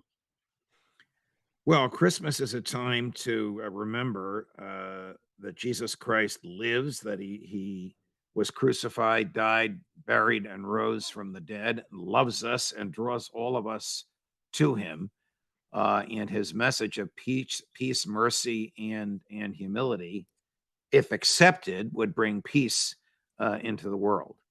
I am going to write a piece about PIECE about Christmas for the week of Christmas, but that's sort of a thumbnail sketch of what's in my brain. I am sorry we have over commercialized and underemphasized the spirituality of Christmas. The Santa Claus tradition is a fun thing for children, but the over commercialization really diminishes the spiritual message. The spiritual message is that God became man in order to save us from our abuse of our free will. Jesus Christ, certainly a man to admire. And Judge, you're a man that I admire as well. Merry Christmas to you, of course. We will have you back on here next week before we take off the week of Christmas. So thank you very much for your time here today, being so generous. And of course, thank you for all the work you do for liberty. All right. I'm sorry I got a little carried away on the First Amendment, but God bless you and your audience, Austin. Thank you for hearing me out. No such thing as carried away on freedom, Judge. Have a wonderful day. We'll see you next week. Thank you very much. Okay. What did you all think of Judge Andrew Napolitano? Send us a text at 573-319-1586. That's 573-319-1586 is the text line. Thank you very much to all the people who are viewing the show this morning. Rumble.com has certainly helped our small business to grow. Do us a favor. Would you click that like button and subscribe to the channel if you enjoy the content that you're hearing today? I'm Austin Peterson. My wife, Stephanie, and I, we both run this show together. We also run a small merchandise shop and a small business trying to grow these ideas of economic freedom and personal liberty. And you can help us out for free today just by clicking like and subscribe and coming back and joining us here every Monday through Friday on the show. Drop a comment, say hello, make some friends. We're a pretty tight-knit crew over in the comment section. And I like to think of us as kind of, if you know anything about libertarians or the liberty movement, I like to think of us as kind of the white pill of the liberty movement, meaning we're this sort of happy, optimistic, upbeat, positive part of the liberty movement. So if that sounds like you and a crew that you want to hang out with, then make sure that you come back and join us. And you won't forget who we are if you click that subscribe button so you can find us again tomorrow morning. If you'd like to help support the Wake Up America show financially, you can contribute by being a monthly supporter, or you can purchase some delicious coffee from our apforlibertyshop.com website. Here's the thing. Not only do we have our own delicious Founding Flavors coffee brands that you can get exclusively at our shop, including our Martha's Mint which is going away at Christmas time. I'm drinking it this morning. It's absolutely delicious. We've got some great Don't Tread on Me shirts, machine gun keychains, a bunch of exclusive libertarian designs and shirts and sweaters that we've designed and exist only at apforlibertyshop.com. A lot of funny stuff. I 3D print Donald Trump Buddhas, so you can get those exclusively. I designed those myself at apforlibertyshop.com. Check those out. I'm going to go to a brief commercial break. What does cashew chicken have to do with Holocaust denial?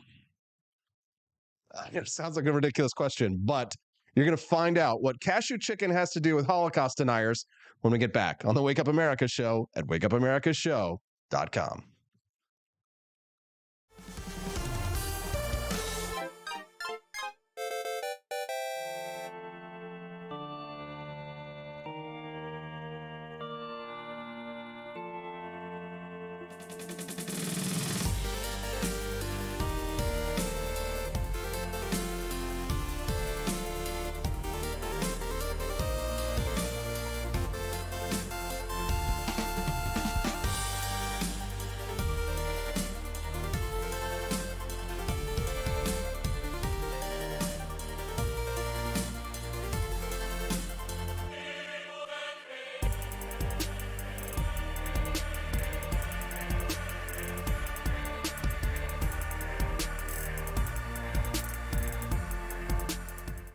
It was 1946. A battle was fought, not overseas, but right here on American soil. The Battle of Athens, an intense struggle against election fraud and for the rights promised by our founding fathers. Driven by the Second Amendment, ordinary citizens stood tall and fought back. Help us expose this momentous battle of integrity and bravery. Your support can make a difference. Visit givesendgo.com/bleedamerican and pledge your support, because we believe in the power of truth, the strength of unity, and the spirit of we the people. Let us not forget, we bleed American.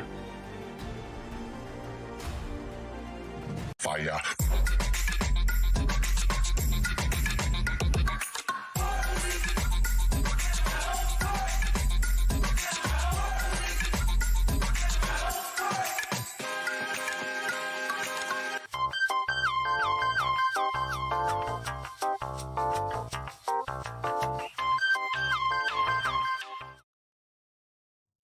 Good morning, Rise and Freedom. I'm Austin Peterson. You're watching and listening to the Wake Up America show at wakeupAmericaShow.com in Jefferson City, Missouri. You know, you hear me say this name quite often on the show, the Missouri Times Building. Scott Fawn, yeah, this name, one of our biggest benefactors and supporters of the Wake Up America show, who helps us to stream live to you every Monday through Friday from 7 to 9 a.m. Central Time. Well, now you get to meet the man behind the scenes who helps to make it all happen. He's joining us live in studio right now. Scott Fawn, say hello. Hey, Scott, how you doing, bud? Good morning. Merry Christmas. Glad to be here. Merry Christmas. I just wanted folks to know I came prepared with my AP for Liberty shop beer stein. Less government, more beer. I got this back in Oktoberfest season. I love it. Thank you very much. It's I love the creativity and the instantaneous part of the shop. It's great. Thank you. You can get those exclusively at apforlibertyshop.com. We appreciate that. So, cashew chicken, not the kind of thing that I think of when I think of, Uncle Adolf Hitler. But for some reason, a woman here in the state of Missouri, she's a state representative named Sarah Unsicker, got into an argument about cashew chicken the other day, and one thing led to another, and she's posting photographs of her with Holocaust deniers. What is this story? Well, I know you have a very international audience, but cashew chicken, if you've ever been to a Chinese food store, actually was invented in Springfield, Missouri. Springfield, Missouri has more Chinese restaurants per capita than anywhere in the country. It's also the home of Bob Barker and Brad Pitt. There was a legislator from down around Springfield that thought, we will make this the official dish of Missouri. And of course, the just like the right wing on Twitter is a bunch of goofs. The left wing's the same thing. They're just morons staring at each other. So the left wing goofs are ticked off about this. And so the left wing goofs go on and say, well, you're wasting time and things. And the truth is, this is the funniest part about the extremist. If you're a left wing goof, you want the legislature naming a state dish, because I promise you, if they're not naming a state dish, they're going to be doing something you hate a lot more. But anyhow, they threw a fit. So she wanted to show how silly Twitter was, and left-wing Twitter in St. Louis. So she took a picture with two folks that Honestly, I'd never heard of these two gentlemen before. It's interesting. Like the mainstream media will try to brand you controversial, aka they don't agree with you. Now, this Eric Garland, there's two guys, and one Eric Garland, one Charles Johnson, I believe. Eric Garland, I'm not sure what's controversial about him. He says he's an informant for the FBI. Well, if you're in the news business, the fact is, number one, I've never found FBI informants are going to tell you they're FBI informants. But okay, fine. You can't confirm it. It's like the FBI doing an investigation. They never confirm or deny they're doing an investigation. It's just you can find it. Sometimes FBI folks will tip you off to stuff, but just in reality, they never confirm on the record. So maybe these guys are FBI informants. I have no idea. Maybe they're not. This representative has she's a little socially awkward. You can go to Missouri Times website, Missouri Times on social media, and see I did an interview with her. She took a picture with these two. She's a Democrat. I would say I don't want to say left wing, but she's highly intelligent. And back home, we'd say maybe she's a dadgum smart. She loses a little sense on the way for all that knowledge.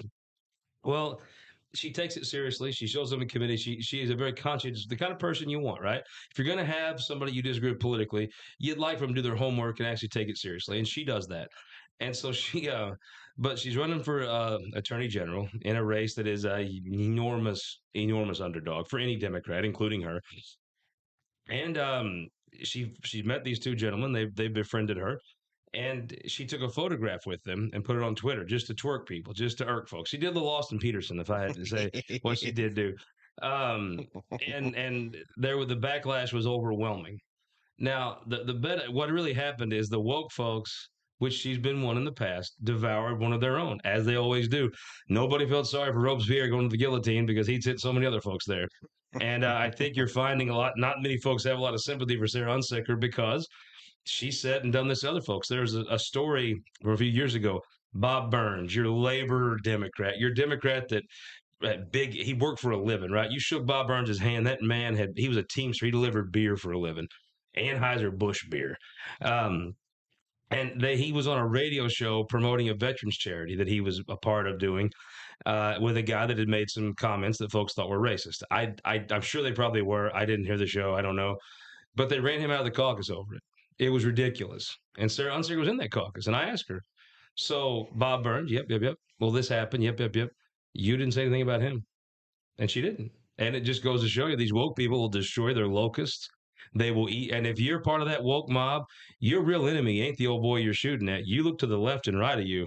That's your enemies because they're going to be the ones that eat you. I like that you compared this to Robespierre, right? The French Revolution, right? It starts to eat itself.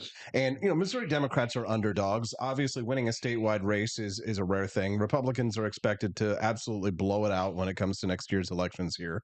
But that being said, on some races can be competitive. We had a Democrat auditor, I think, for a little while here, and then that seat got flipped. But Sarah Unsicker, she's being a state representative, probably had a really good shot at being the attorney general candidate here in Missouri. But now it's going to be, I'm sure the Democrats are going to be rolling out the guillotine for her because of the cashew chicken to Adolf Hitler pipeline.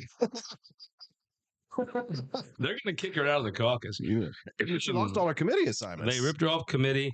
They have a formal process by which to kick you out of caucus. She also said a couple other things. There's a guy named Tom Schweik was our state auditor. He committed suicide back 2015, I think. She questioned that. I don't know. Can you say that's bullshit on here? Because it was ridiculous. Mm-hmm. I knew Tom Schweik. It was a terribly awful thing. She shot himself with his own gun with his wife in the house. During my interview, she apologized for that. Then there was a young lady named Cora Faith Walker that was a state rep here that had moved on to a senior position in St. Louis County government. She died of a problem. It was a tragic heart issue. And there were folks that and Cora Faith Walker was one of the most fit women you'd ever run into. There's people that ask questions about that. I think honestly so. And you know me. I'm not much of a conspiracy theorist, but if you told me maybe not every protocol was followed just like it would always be followed if that was a normal person, okay, I might believe that. But there's nothing to indicate there was any foul play. There was any drug use. They did a straight autopsy. I knew her extremely well. She didn't do drugs. Cora was this very vivacious person, and that's the Black Caucus. She was an African American lady. The Black Caucus is not going to sit still until she's gone. So they're going to kick her out. I almost think it's more about that kind of stuff is reasonable to kick someone out of a caucus for than taking a picture with two guys that, I mean, okay, so they intentionally say controversial things. Probably a lot of it's to get attention. Is that really that big a deal? No.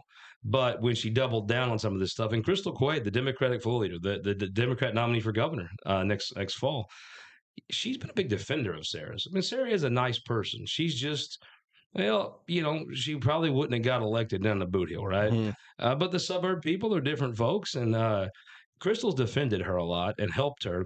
And I almost feel sorry for Sarah. After I interviewed her, I almost felt sorry for her because I think she's got into something and she doesn't know how to get out of it. I want to talk to you about some of Missouri's statewide races here and what's on the ballot for next year. Before we do, very briefly, I want to say thank you to rumble.com for featuring us up on here on the front page. Click like and subscribe to the channel. I know that for the many hundreds and hundreds of you who are tuning in live to us right now, it's probably your first time coming into contact with this show. You have no idea who we are. I'm Austin Peterson. My guest right now is Scott Fawn of the Missouri Times. We broadcast this from Jefferson City, Missouri, just a step or two away from the Capitol. And here on this show, we believe in economic freedom and personal liberty. So if that's your bag, baby, click that like, subscribe, and come back and join us here in the studio from Monday through Fridays, 7 to 9 a.m. Central Time on the show. We're glad and grateful to have you here. And of course, you can send us a text. Maybe you have a question for Scott or myself. Send us a text at 573-319-1586. He's drinking out of my awesome AP for Liberty shop, Less Government, More Beer Stein, which you can get again at ap4libertyshop.com. So in Missouri, we have there's going to be a senator race. I think is Senator Josh Hawley is up for re-election, but that one's pretty much on lock, I would say. I don't see any way around it. I mean, nobody would primary him, I don't think. Nobody serious. It's funny who you talk to. Josh Hawley I would say his support is extremely wide in this state. I'm not sure how deep it is. And part of that is you ask a Democrat and they'll say, well, he shouldn't have been out there holding his fist up for them January 6 people. You ask a Republican, they say, well, he should have been prancing around running away. He should have been stealing Nancy Pelosi's podium. Well, I mean, it's a little bit two-faced, but I think Josh Hawley will win re-election. I don't see Missouri sending a Democrat to the United States Senate. Yeah, completely agree. And I don't see any serious primary challengers either. No. When it comes to our governor race, outgoing Governor Mike Parson will be replaced by one of three people. It will either be Jay Ashcroft, our current Secretary of State, Lieutenant Governor Mike Kehoe, or it will be State Senator Bill Eigel. If you were a betting man and were putting your own money on this race, where would you put your own money? Oh, I'd probably diversify my portfolio a little bit. I'll be honest with you. I honestly can't. I mean, Jay Ashcroft could have ran away with this race. His father was the famed United States Attorney General, legendary Missourian John Ashcroft. Think back to the George Bush administration, 9/11, the Patriot Act, those type of things. That was John Ashcroft was at the tip of the spear defending this nation after we were attacked. And in Missouri, he is revered in the Republican Party. He's a saint. His son inherits a lot of that. His son inherits that golden last name. His son is a very good guy, very honest guy. You want to talk about a person who will tell you what he thinks? Jay Ashcroft is a man of conviction. I think he's very competent to be governor. Folks call him a lawyer. You want to really understand, Jay Ashcroft's an engineer. And if you approach Jay Ashcroft knowing he's an engineer, he is both. He's a lawyer and an engineer. But if you approach him as an engineer, you kind of get him. I think he's the front runner in this race. He'll be the front runner in this race until the ads start flying at least. He could have probably ran away a little bit with it, but he hasn't. And he's kind of held back. It feels a little like, that he hasn't really kind of been like taking the lead and sort of running away with it. Like what Trump is doing in the primary right now, I feel like he could have done, but I'm not seeing the Jay Ashcroft ads. I'm not seeing the signs. I'm not seeing him out there. I mean, I reached out to him for an interview on this show. Usually he responds. I haven't heard from him. That's just kind of unlike him, Well, look, I think when you're in a football game and you're winning in the fourth quarter, you don't throw the 40-yard pass. You a lot of times run the damn ball. And I think maybe he's running the damn ball a little bit. But his issue, I think in a straight-up race, Mike Kehoe is Mr. Missouri. He has the greatest Rolodex in this state. Mike Kehoe knows more people's kids by name in this state than you can imagine. He is raising money hand over. He's got more money than both of his competitors put together. He was quoting my wife's tweets to her when he met her. He's an incredible guy. I mean, if we were all in a big room and it caught on fire, Mike Kehoe would be the one telling us all what to do, and we'd all follow his lead. Yeah. He's the bull of the woods. However, the Republican Party has an interesting thing about it. And I don't know if you compare this to Democrat politics, but I know in Republican politics, there are so many things the Republican Party touts of the last 10 years of Missouri. Every single one of them. Mike Kehoe was doing the hard work in the rooms, getting the compromise, getting the bill moving the goalposts there at the bill signing. And I tell you, the right-wing folks just can't wait to punish him for every single thing he's done that they brag about. And they want to reward folks that were on the outside of the room on Facebook complaining about it. And I'm sure there's an analogous to the Democrat Party, but in Missouri, the Democrats don't do anything substantively, policy-wise, so it's Republicans. But I mean, it is funny to me to watch the man who's been solely responsible for so many things. They just cannot wait to scold the heck out of him for those accomplishments. It is truly, the difference between the establishment or a rhino and not is if they like you, or if you'll like their Facebook post, well, then you're wonderfully conservative. If you don't, you're a rhino. Bill Eigel. Now, let me set up the Bill Eigel thing, because when it comes to Jay Ashcroft, I have interviewed him dozens of times on my radio show. And every time when it came to an issue that I would typically put myself perhaps a little bit out of step with the Republican Party on, at least the mainstream of the Republican Party, right? When it came to a tax issue, the gas tax or something like that, Jay Ashcroft sided with me, the radical, on those issues, which makes me really like Jay Ashcroft. But he doesn't get the same kind of fiery reaction that I get when I see Bill Eigel out there fighting. He sort of like gets my blood up, right? So it gets me excited to go and vote. And he's with me on all of those issues. Is he kind of like paper candidate though? Because I mean, in real politics, he seems to have distinguished himself and made himself a real candidate in this race. Look, I think the funny part is, do I think at the end of the day Mike Kehoe respects Jay Ashcroft? Not really. I think there's a lot of folks that get mad at Jay. Oh, you're living off your dad's name. Well, there's a lady south of here in Arkansas whose daddy was governor. And you know what they call Sarah Huckabee? Governor. So it really doesn't matter. I mean, I would be frustrated too. We all would if the guy whose dad owns the company promotes his son. Of course, there's going to be some animosity, but at the end of the day, when you count the votes and who gets to put their hand on the Bible, none of that really matters. I think that Mike Kehoe could not beat Jay Ashcroft one-on-one. I don't think Mike Kehoe could beat John Ashcroft's son one-on-one. However, Bill Eigel is a political phenomenon in this state. Bill Eigel is the guy, and I've watched his maturation as a candidate. Bill Eigel's a very intelligent person. Bill Eigel could be governor, and if he was, here's the funny part, he would do a good job. He would be a very competent governor. Agreed. He would make 2 + 2 = 4. He will say all the stupid things that the dumbest people in the state want to hear. I like it. I'm one of the dumb ones. but the fact is, most of those things you can't actually do, and he knows that. But do I think he would do a form of those that makes sense? Do I think he'd be conservative? Yeah. I think in reality, Bill Eigel, he's run the best campaign. He has the best messaging. He does the best interviews. He's the best orator in the party. And it's helped that he's let go of any sense of common sense. I mean, when he's talking to you, he's telling you what the most right-wing polling data says you want to hear. And he's so good at saying it. Now, does Bill Eigel know? Yes, Bill Eigel is not stupid. Bill Eigel understands you can't cut property tax and income tax and sales tax. You just can't, right? It's just not going to happen. Now, you could tell people that, and if you want to believe that, it's your vote. Do what you want. And Bill has gotten so good. He's finally let go of that last little bit of logic and just flowing, and he's a great candidate. He is absolutely a factor in this race. He could win this race. The truth is, like everybody, he's kind of got all the angry money, and he's reached a point in this campaign where he's going to have to now sit down and show a major, mid-6-figure donor he can win. No, the protest money's over. The easy time of Bill's campaign is over. He'll always be the best on the stump. He'll always be the best. He likes to put stuff on the internet. Bill Eigel understands what that angry suburban guy who who's maybe his neighbor's got a bigger boat than him, and his other neighbor's wife's hotter than his wife, and he's mad. He ain't going to blame himself, right? So he's going to find somebody to blame. Bill Eigel can say, "Come with me, buddy. I'll tell you who to blame. It's not you. No, it's not because that guy worked extra time on Saturdays to buy that boat. It's not because this old boy goes to the gym, every morning at 6. So he's got a hotter wife than you. It's not your fault that you're lazier or dumber."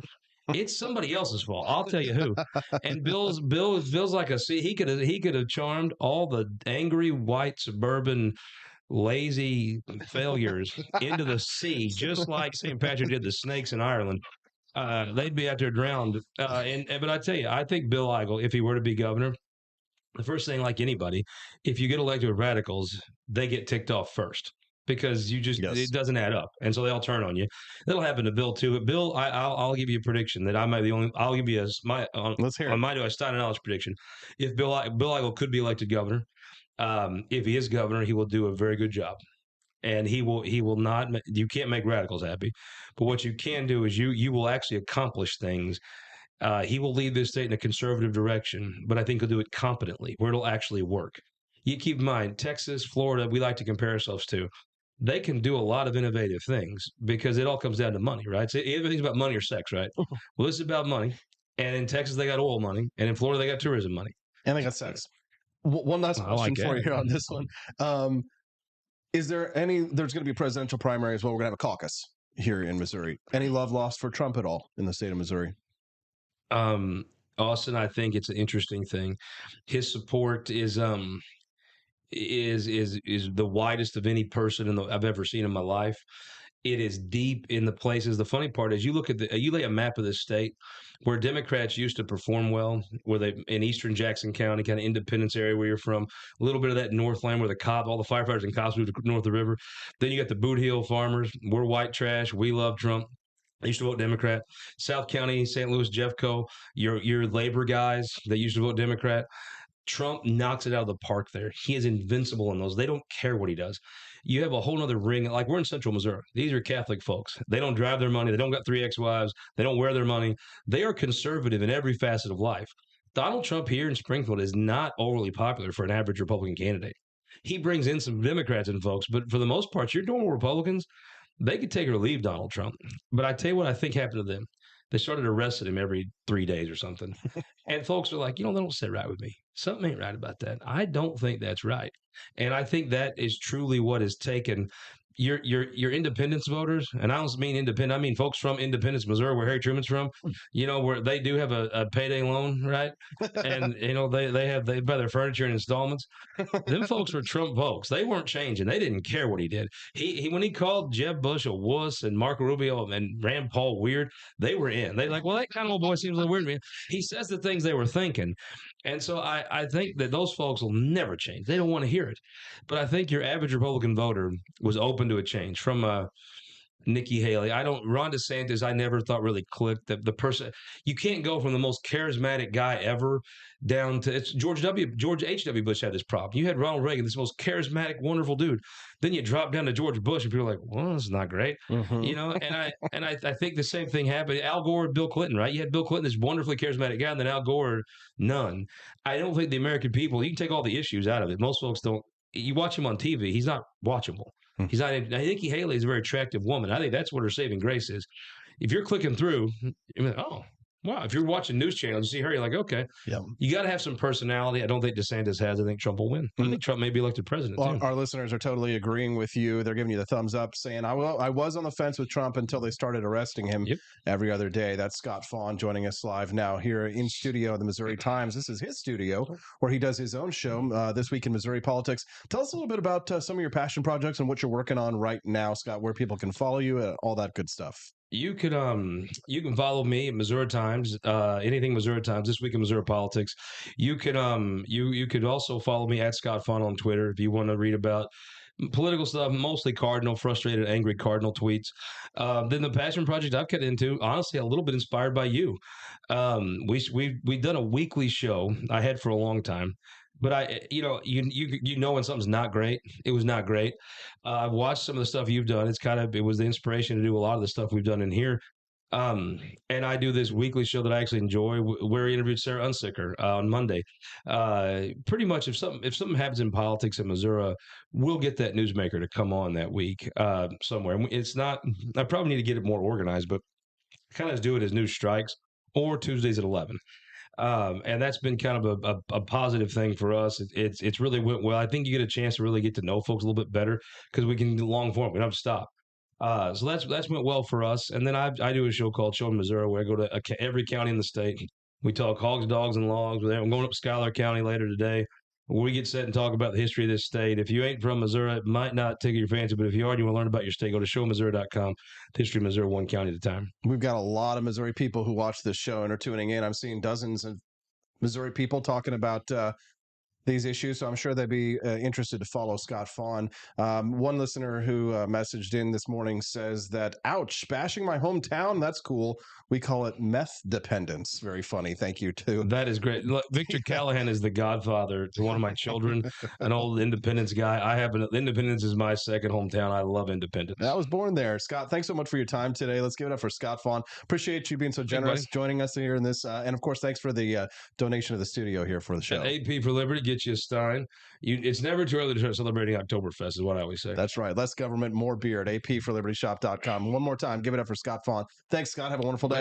Merry Christmas, pal. Yeah, Merry Christmas to you as well. All right. Well, if you enjoyed that content, you want to hear more of it, you got to click that like button and subscribe to the channel so you can come back and join us every Monday through Friday from 7 to 9 a.m. Central Time. I've been enjoying this clip of Trump derangement syndrome this morning, just making me laugh. Let's watch it again. What would a second Donald Trump term look like? Well, he cannot be the next president because if he is... You can't imagine the things that he's going to do. Mexico, Canada. We can't go to Canada because eventually Canada will become annexed to America. And first of all, you could go to Canada if we annexed Canada. It would just be America. And honestly, I think it's probably a good idea because they need to be freed from the tyranny of Justin Trudeau. Am I right?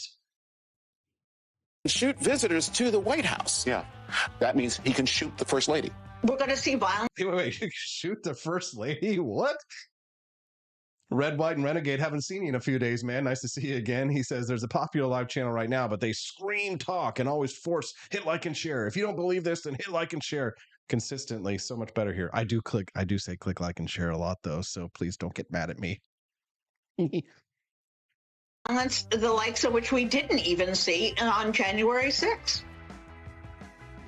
Make it illegal to run against him, to throw his opponents in jail, to shut down the media. He will make himself into the Fuhrer, and he will make everybody raise their hand and salute him. Using martial law against the American people. Terminate the Constitution. Rewrite the Constitution. Create mass internment camps. Throw everyone into Gitmo. Might be sent to jail or their rights might be suppressed, especially minority groups in society. You might have any number of things happen to you and your family. Every one of us, our freedom, our liberty, none of us is safe. He's going to have people around him executing against an enemy's list. Assassinate generals. Ordering troops to attack American citizens. Trump's very well-armed and extremist base will try to kill people. He's going to basically burn the house down. He will unravel the institutions of our democracy. Draw similarities between Mussolini and Hitler. Adolf Hitler and Benito Mussolini. Makes Donald Trump even more dangerous. Wants to take away your vote. Senate and the House are immediately going to be paralyzed. People will begin in their minds to censor themselves. They might say, well, maybe I shouldn't say this. It's the end of democracy.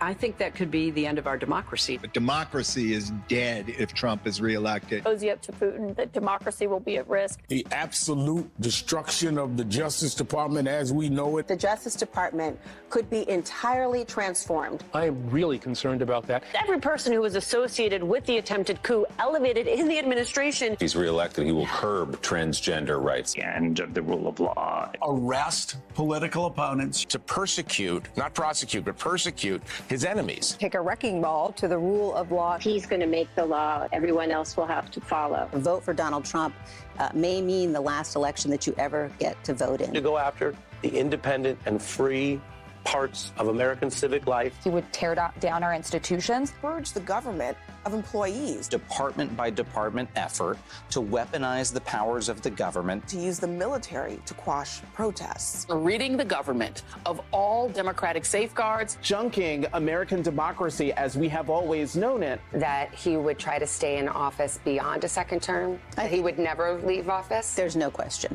Trump is reelected, he won't leave. Donald Trump will never leave office voluntarily. And what that means is that everybody who wants us to remain a republic has to put every other thing aside and work together urgently.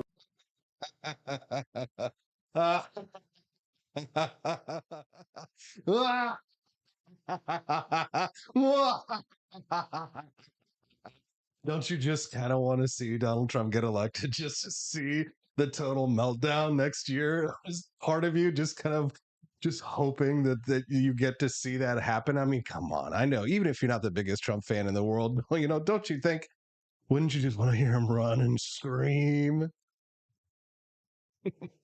Did you enjoy the Wake Up America show today? I certainly hope that you did. Mo Conservatarian joined us for the very first time today. We always love making new friends, and I've been seeing so many new names and faces here today. Thank you.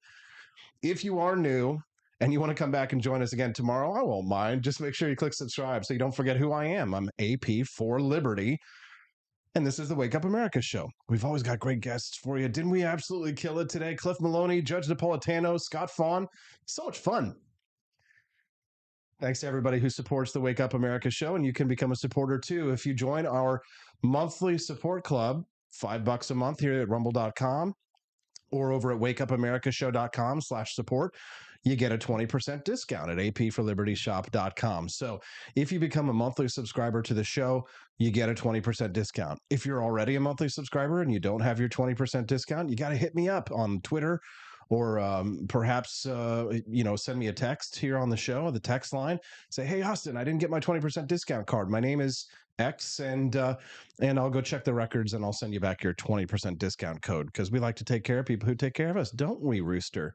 Yes, we do. All right. Well, I guess we'll see you tomorrow here, won't we, on the Wake Up America show at wakeupamericashow.com.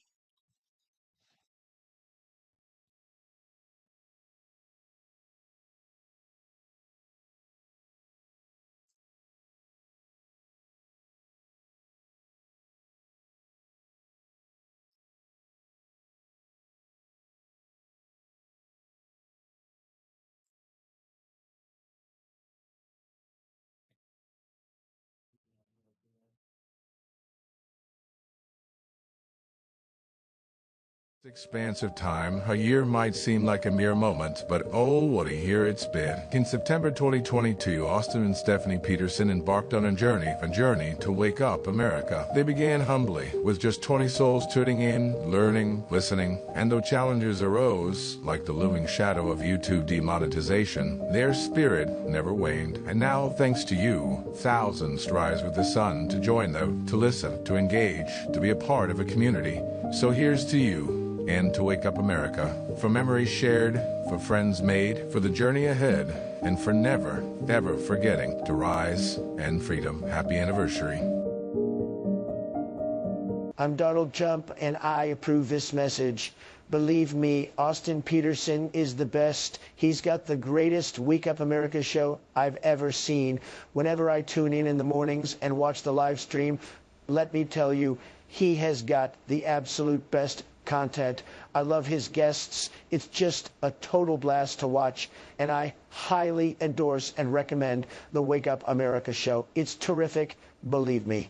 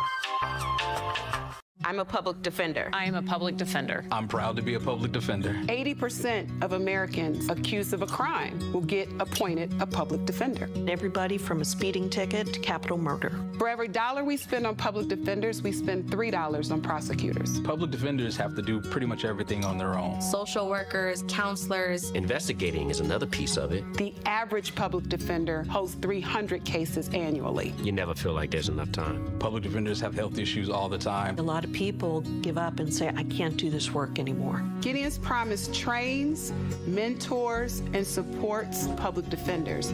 There are a lot of people who say that they would not still be public defenders, but for Gideon's Promise. It's fueled me to continue on in this fight. Gideon's Promise has changed the face of public defense. People see us as troublemakers. Good trouble only. We don't make it easy. It should not be easy to take away someone's liberty.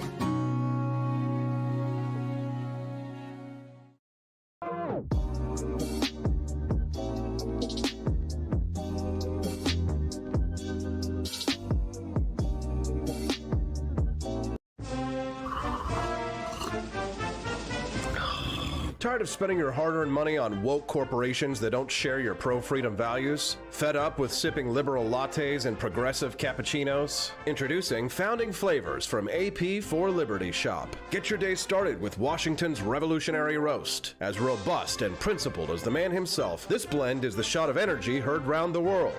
Or maybe you want to taste the fervor of freedom with Adams's patriotic perk. It's as dynamic and balanced as the U.S. Constitution, sure to awaken your spirit of liberty. For the aficionados, we've got the Jeffersonian Java, a complex mix of flavors that speaks volumes about your refined tastes. And don't forget Betsy's Liberty Lullaby, our decaf option, crafted with the same care and dedication Betsy Ross put into our Star-Spangled Banner. This blend lets you enjoy the taste of freedom anytime without losing sleep. No woke beans here, folks, just pure patriotic pro-freedom flavors brewed with love for liberty. So why compromise your principles for a cup of coffee? Stand up for your values, perk up your patriotism, and start your day the American way. Get your Founding Flavors at apforlibertyshop.com.